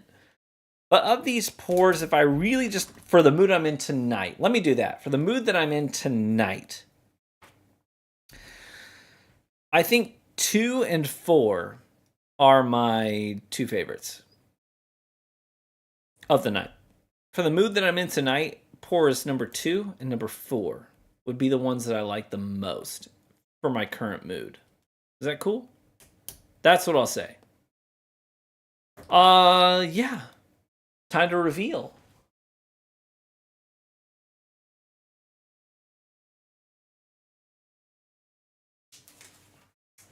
This is the fun part where I get to realize that you guys have been laughing at me the whole time because of how wrong I've been. But, okay.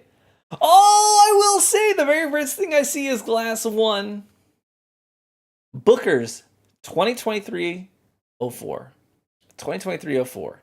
I really liked I really liked this bottle last year. 2023-04. So that would be the yellow. Yeah. This one. The yellow labeled Booker's from last year, 2023-04. This was a killer bottle. Storyteller batch. I liked this one a lot. So my review of this bottle is the most watched video I've ever posted on the Dramguard channel. I think it's got like 9,000 views. To date, that's the most viewed video. Yes, John and Matt, when we went to the distillery, I picked this up while I was there with you guys. This is really good. This is really good. I think this is like my second favorite Booker's bottle that I've ever had. Kentucky Tea is my number 1. But anyways, yeah. So that does not surprise me because I literally said, didn't I? I literally said, bourbon, 6 years old, $90, and I guessed Booker's. It's pretty spot on. It's pretty spot on.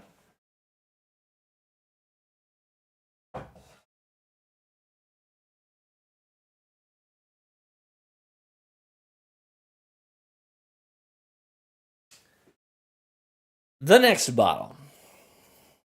This is a bit of a surprise to me. I said I thought maybe a double oaked rye. I'm right that it's finished. There is a secondary barrel here. But it's bourbon, technically. It is bourbon. This is the cigar blend, Joseph Magnus. And I told you that my favorite pours tonight were 2 and 4. And it doesn't surprise me. My wife has such nice handwriting, doesn't she? Look, this is so beautiful. Very legible. Love that. But this was one of my favorite bottles of 2023. So this is batch 205, by the way, for those of you who care about those kinds of things. I didn't realize just Magnus cigar blend. It's a finished bourbon. I mean, there was more going on with it for sure, and I could definitely tell, but I ended up falling off the log with it being rye. But what we do know about it is that it is a blend, for the record. And some of the bourbon that's in the blend is high in the mash. So I said a little spice, a little anise, sweet and herbal. And that surprises me because that's not really what I tend to get off of this. Generally, I tend to get, well, the anise is accurate. I will say that. I do tend to get dark, rich flavors off of this, traditionally. But it's older. Like I'm talking the blend here. I think the youngest in batch 205 is 7 years, but the oldest is 18, if memory serves correct. So the age is hard to narrow down because it is a blend. I don't know the ratios though, but I think the youngest is 7 and the oldest is 18 in batch 205. My review of this bottle, by the way, Nancy Fraley herself, the master blender at Joseph Magnus, actually commented on it and was had a lot of kind things to say about the review itself, and she offered some insight as to what is actually in this particular batch. So I think that was actually before that information for this batch went onto their website. So the very first information about this batch, straight from the source ever, was on our channel, which is a really cool thing, right? So if you ever go back to this video, I think I pinned it. So the pinned comment should be the master blender herself, Nancy Fraley, breaking down what is in this bottle. So I was pretty off on this. This is a $200 bottle. Yeah, it's a $200 bottle. But it's really freaking good. I do still recommend it. Because I think it's delicious. Anyways.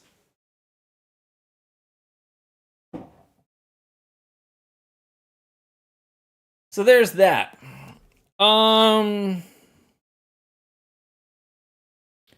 Glass number 3. I said I got a lot of oak on it, but I don't think I would have guessed this. This is Maker's Mark, the Heart Release. This is 2024, the Wood Finish Series, by the way. I said bourbon 6 years old, $50. Where's that? Here it is.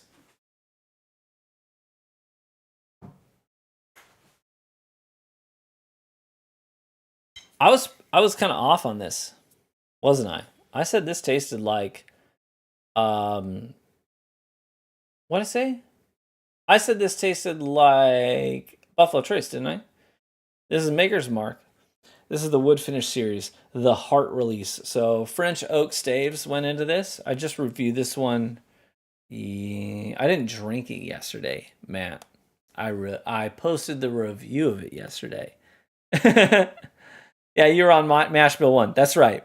This is a wheated, but that's interesting because I said, initially I said it reminded me of Mash Bill 1, but then I changed it, and when I guessed, I said maybe Weller Antique 107, didn't I?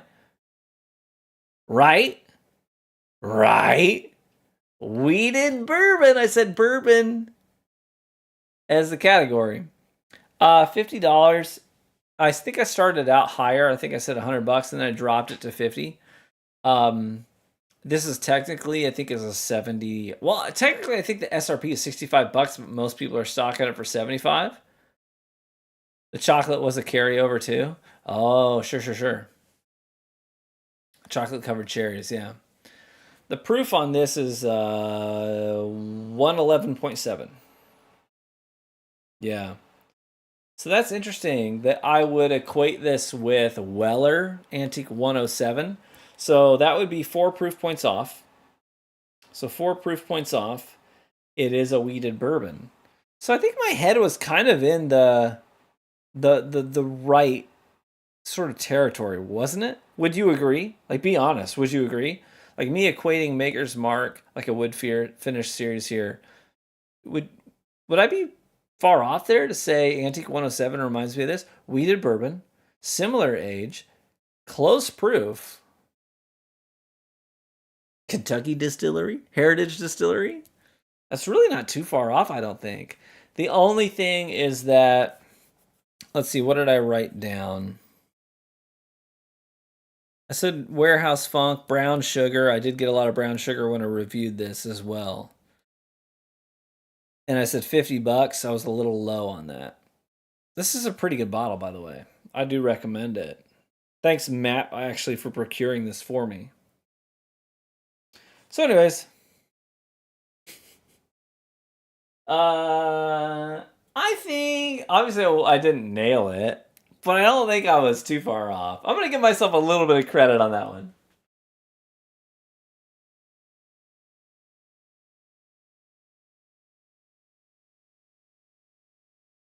Interesting. Okay, so I got Booker's right, by the way. Like, hey, nailed that. I was wrong on Cigar Batch from Joseph Magnus. I was close on Maker's Mark. The fourth one I said tasted like Stag, maybe. I said $120 bottle, 7 years old.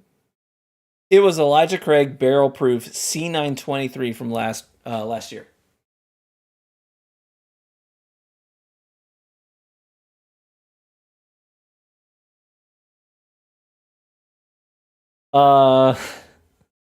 The price is not too far off of what you would find it for now.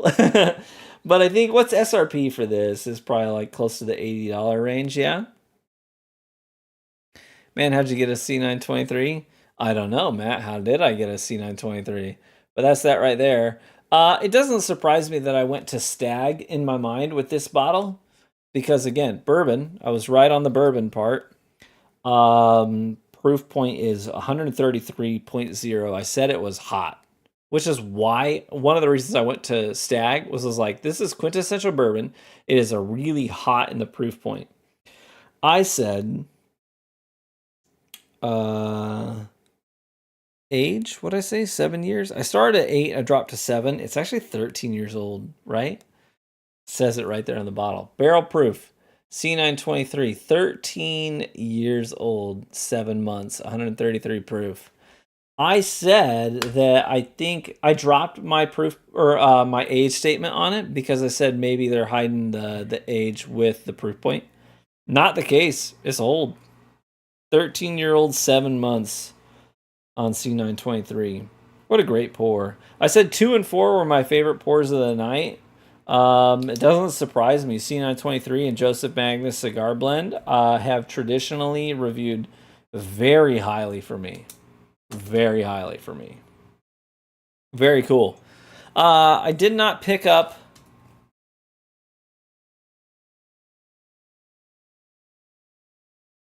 I did not pick up the leather note I usually get on this.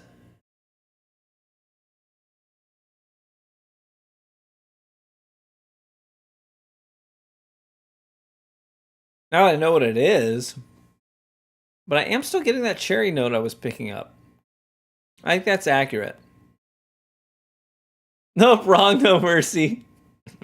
Randy's out here just like, no forgiveness, no grace. Got mine through someone in the Discord. Oh, did you? Our Discord group is really good for that, by the way. If you're not in our Discord group, a lot of guys is like, hey, I know what you're hunting. I can help you out with it. You scratch my back, I'll scratch yours. So a lot of the bottles that I've been able to procure, like my twice barreled JD, the JD12, those, as well as the Stag and the Old Overholt 10-year, those 4 bottles right there, some of my favorite bottles on my shelf. Those were all grabbed by someone in our Discord group. Every single one of them. Who said, hey, I'm looking at this bottle right now on the shelf. I know you like it. Do you want me to grab it for you? Boom. I'd go to Stag 2 with a cherry note. Yeah, that's why I went to Stag, honestly. Killer pour, by the way. The C923 has reviewed very highly for a lot of folks.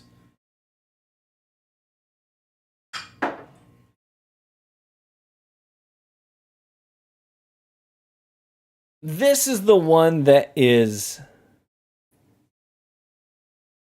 I got mind-bogglingly wrong. Like, I've been kind of close on some of these. Well, I nailed the Booker's. I will give myself credit for that. I literally tasted something and said, hey, that's Booker's Jim Beam distillate. I nailed the age, the price, the type, everything. So I'm going to give myself credit for that. This last one, pour number 5, butchered. I butchered it. I was not even I wasn't in the right zip code. 2 and 5 are way off. Wrong.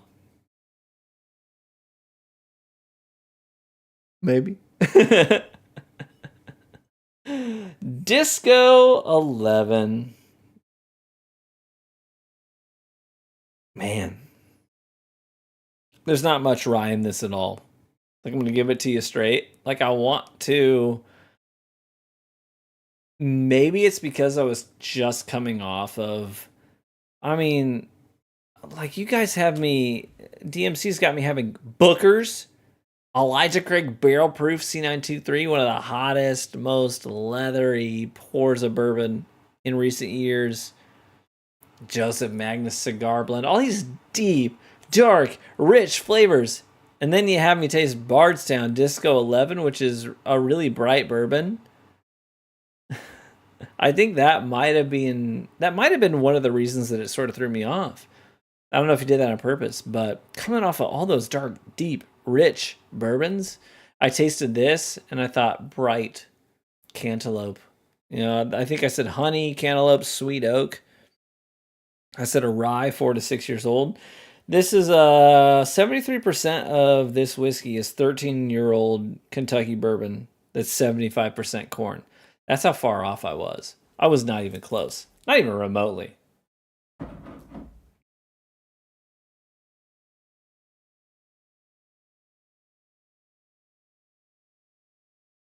Like, I'm going to give it to you straight. Laughably off.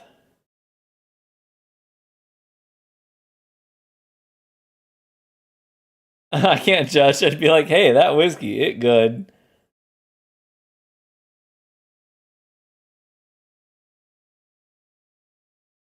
Mm. It really is pretty bright compared to the other pours on the table tonight. There's no doubt about that. But it ain't a rye. It ain't even close. But it's definitely good. All of these were good. I mean, DMC, you picked out a banger list here. All things considered. You got that they're all American, at least. I did. I said all American, and none of them single malts. So, every single one of these is bourbon. All of them. They're all bourbon. Well, I mean, you got to take into account that, 2 of these are a blend. They're all blends of bourbons, but they're blends. And that can tend to throw a wrench in things, too. Either way, man, all these pours are exceptional. I mean, I'd be happy to sip on any one of these on any given night. Truth be told. So, to recap, pour number 1, I said was Booker's. And I nailed it. I think I got less accurate the more I drank. It's funny how that works. It's almost like your decision making goes downhill with the more alcohol you ingest in a short period of time. But I think I got less accurate over time. I nailed the first one, said it was Booker's. Called it. That's spot on. Type, age, and price. Glass number 2, I said maybe a finished rye. I was wrong. Straight up wrong. Joseph Magnus cigar blend. It's fruity, dark, rich, sweet. Dessert pour. I said $65. This is a $200 bottle. I would buy another one of batch 205 for $200. I wouldn't bat an eye. I love that bottle. Glass number 3, I said was, I guessed maybe it was Weller, Antique 107, because I got a lot of brown sugar, warehouse funk, vanilla, and caramel on it. That was actually Maker's Mark, the heart release. So it was a wheated bourbon, a Kentucky wheated bourbon. So I was pretty close in that regard. And it comes in at a $65 MSRP. So pretty close there. I can get you more Joseph Magnus cigar blend for sub 200, but not sure which batch. I mean, I wouldn't be opposed to trying other batches either. But part of me wants to maybe reach out to them and just kind of see if they'd be willing to send me samples of some of them too. Because I know that a lot of these distillers do press samples, and I've already had a really positive exchange online with Nancy. And I don't know if you guys know this, they actually moved. Joseph Magnus moved their location to West Michigan. They are now 30 minutes away from me in a town that I visit very frequently with my family because it's right on Lake Michigan. Yeah, Holland, Michigan is now where they're located, and that's where they do all their blending and aging, additional aging and blending. So that's pretty cool, actually. Isn't Nancy at Still Austin now? Is she? Tell me. Is she not at... Because that would be news to me. Maybe I missed that. Did she leave Joseph Magnus and go to Still Austin? That would be the first I've heard of it. That's wild. Let me know. Anyways. Glass 4. I guessed maybe Stag because she's a freelancer. Yeah. Coppercraft in Holland makes tasty rye also. Yeah, Coppercraft is always on shelves around here too. Yeah. Anyways, I said maybe Stag. It's actually Elijah Craig Barrel Proof C923, which doesn't surprise me because those share a lot of the same tasting notes. So they're really dark, deep, rich flavors on both of those bourbons. So Elijah Craig Barrel Proof C923. That doesn't surprise me really to see that that's what it is. I don't think I was barking up the wrong tree. I wasn't right. But was I super wrong? No. I think I could, if this was like this was a course in whiskey in college, I could make a case for it and get full credit for that answer. I had a professor like that. Ironically, his name was Dr. Skank. His last name was literally Skank. At a private Christian university, this man's last name was Skank. Super nice guy, extremely knowledgeable. He's written actually a number of books in the theology department. Brilliant man. Can read, write, speak Greek, Hebrew, Aramaic. Brilliant man. Anyways, his name was Dr. Skank. And if you could make even a moderately tangential, reasonable explanation for your answer, he would just give you full credit. It could be totally wrong, like not even close. And you'd be like, but I think that it is close because. And if you make an okay argument, he's like, yeah, sure, I'll give you credit. That's fine. Yeah, it's funny. Coppercraft. What did I miss? Most unfortunate, just a little trashy. Oh, Dr. Skank, a little trashy. Nah. Well, man, this is like story time with TV tonight. So, true story. There's a girl that I went to school with as a kid, elementary school. It was like one of my first crushes. She had a crush on me, I had a crush on her. She lived a block away from me. I would ride past her house and I would think, it would be really impressive. Maybe she just happens to be looking out the window at the time that I'm riding my bike past her house. I think I perfected standing up on the like crossbar that would lead up to the handlebars, I'd stand up on my bike and then I would step onto the bar that leads from the seat to the handlebars and I would stand on it like this. Arms stretched out like Jesus Christ on the cross himself, and I'd just be going down the street like this, balancing on my bike. I'm like, I'd do it a ton. I'd be like, if she happens to be looking out her window right now, she will think that I am the hottest man that has ever existed. Well, anyways, she moved to Texas when we crossed the gap into middle school. She moved away to Texas from Indiana. And I never saw her again for a few years, several years. I forgot about her. Dr. Skank is the guy that bought her house. And he said, just a little trashy. I followed up with this girl years later, before I was married. She was working as a stripper in Texas. Just the casual woman of the night. No judgment, by the way. But it is ironic that Dr. Skank moved into the house and but he was. And so moving on. Glass 5 I was way off on. I'm going to give myself a solid 60% tonight. Do you think a D- is accurate? I have so many jokes. Do you think a D- is accurate? Nice connection. Yeah. You guys are learning a lot about me tonight. And I barely know anything about you. Is that really fair? I don't know that that's fair. I think that this is a little disproportionate in terms of like revealing information. So, anyways, I'm gonna give myself. You know what? I'm gonna be kind to myself tonight. I said 60%. I'm gonna move it up. I'll move it to 67%. I want a D plus. I'm a D plus. On the tails of that conversation, maybe a double D plus. I don't know, but we'll see. The night is young. Anyways, double D minus. You beat me to it, Brian.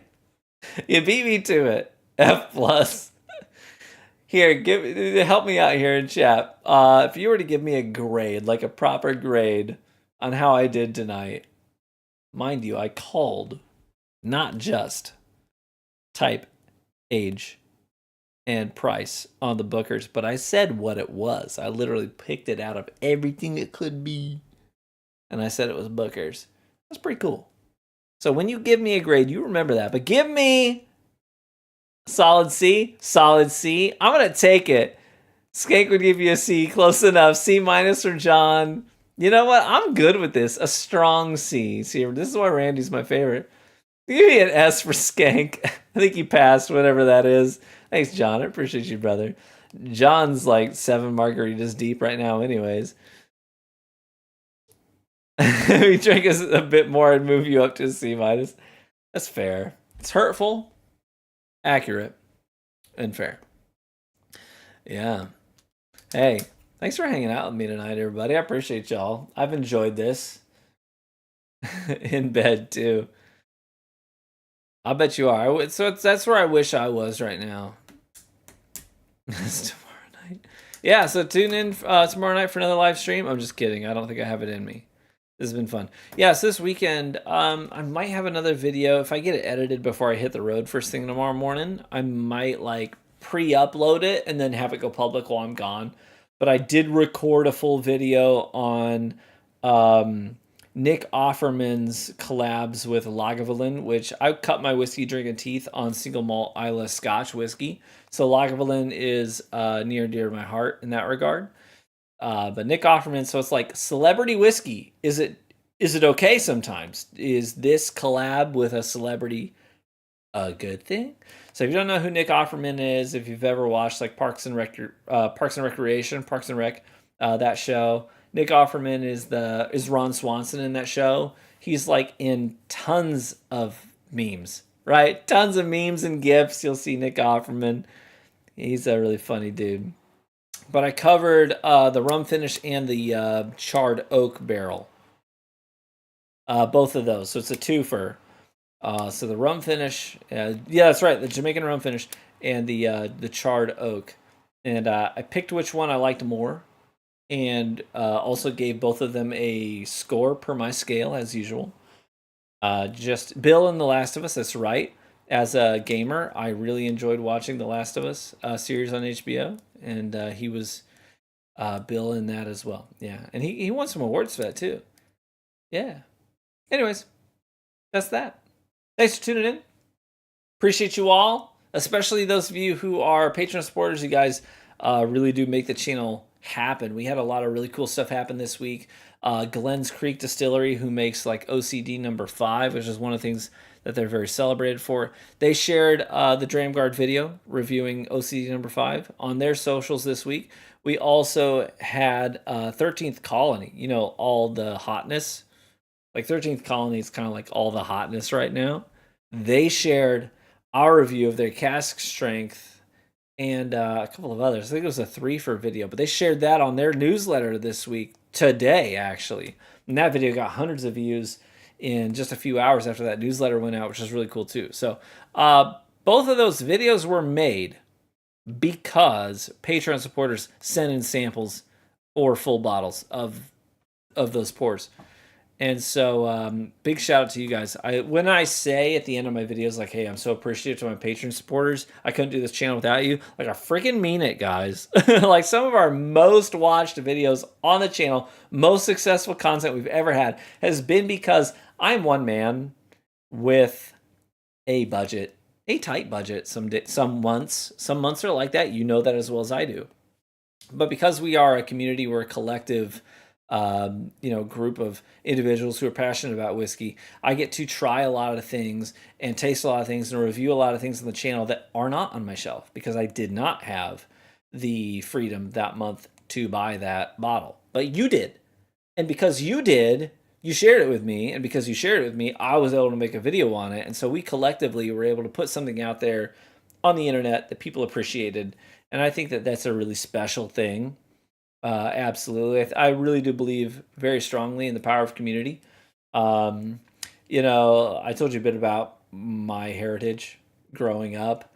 One of the things that I think about very frequently in life is this idea of being made in God's image, this Trinity, existing in cooperation, existing in community, like having that being a foundational part of who you are is not just who you are, it's who other people are. And building bridges with those people, regardless of how different from you they might be, you find a bridge to build because of a common denominator. I think there's a lot of value in that. And one of the coolest things about this channel to me is that I'm building bridges with people who, in a lot of cases, aren't like me, but they're really cool people. And we like whiskey, and that's cool. We found a common denominator, so we're able to collectively make some content and put it out there for other people to enjoy as a community. That's really special to me. So thank you so much for being a part of that with me, everybody. I really do appreciate each and every one of you. And do embrace our differences as well as our similarities. And I think that's what really creates the flavor of life. So thank you so much. Love you all for it. Hey, cheers, everybody. I hope you have an awesome night. I'm going to go sleep. And then after that, I'm driving up north with my kids and my wife. We're going to do some camping out in the dunes on Lake Michigan in Northwest Michigan. It's going to be awesome. We're going to take the dirt bikes out on the dunes. Oh, I love doing that, man. I love hitting the dunes on the dirt bikes. And then Silver Lake. Oh, man. Guys, if you've never been to Silver Lake in the summer, it's beautiful. It's just inland of the Great Lakes, just inland of Lake Michigan. And it's so clear and clean because it's like this really deep ravine, natural ravine in the dunes.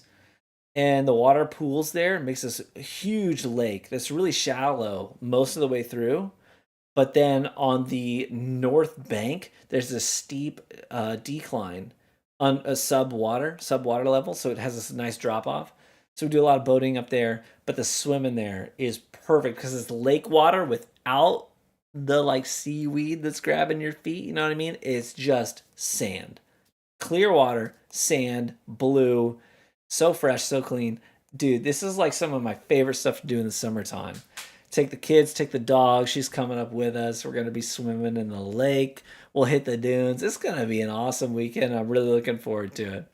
But I hope you guys have a blessed, wonderful weekend as well. Thanks so much for spending time with me tonight. I know you could have been anywhere tonight. You chose to be here. That's special to me. And if you're watching the VOD, like maybe you couldn't watch the stream live, but you wanted to tune in, you wanted to watch it, this has been 2 hours and 20 minutes long at this point. If you're still here, that's super cool. Thank you so much for watching the VOD and experiencing this with us, even if it is after the fact. So cool.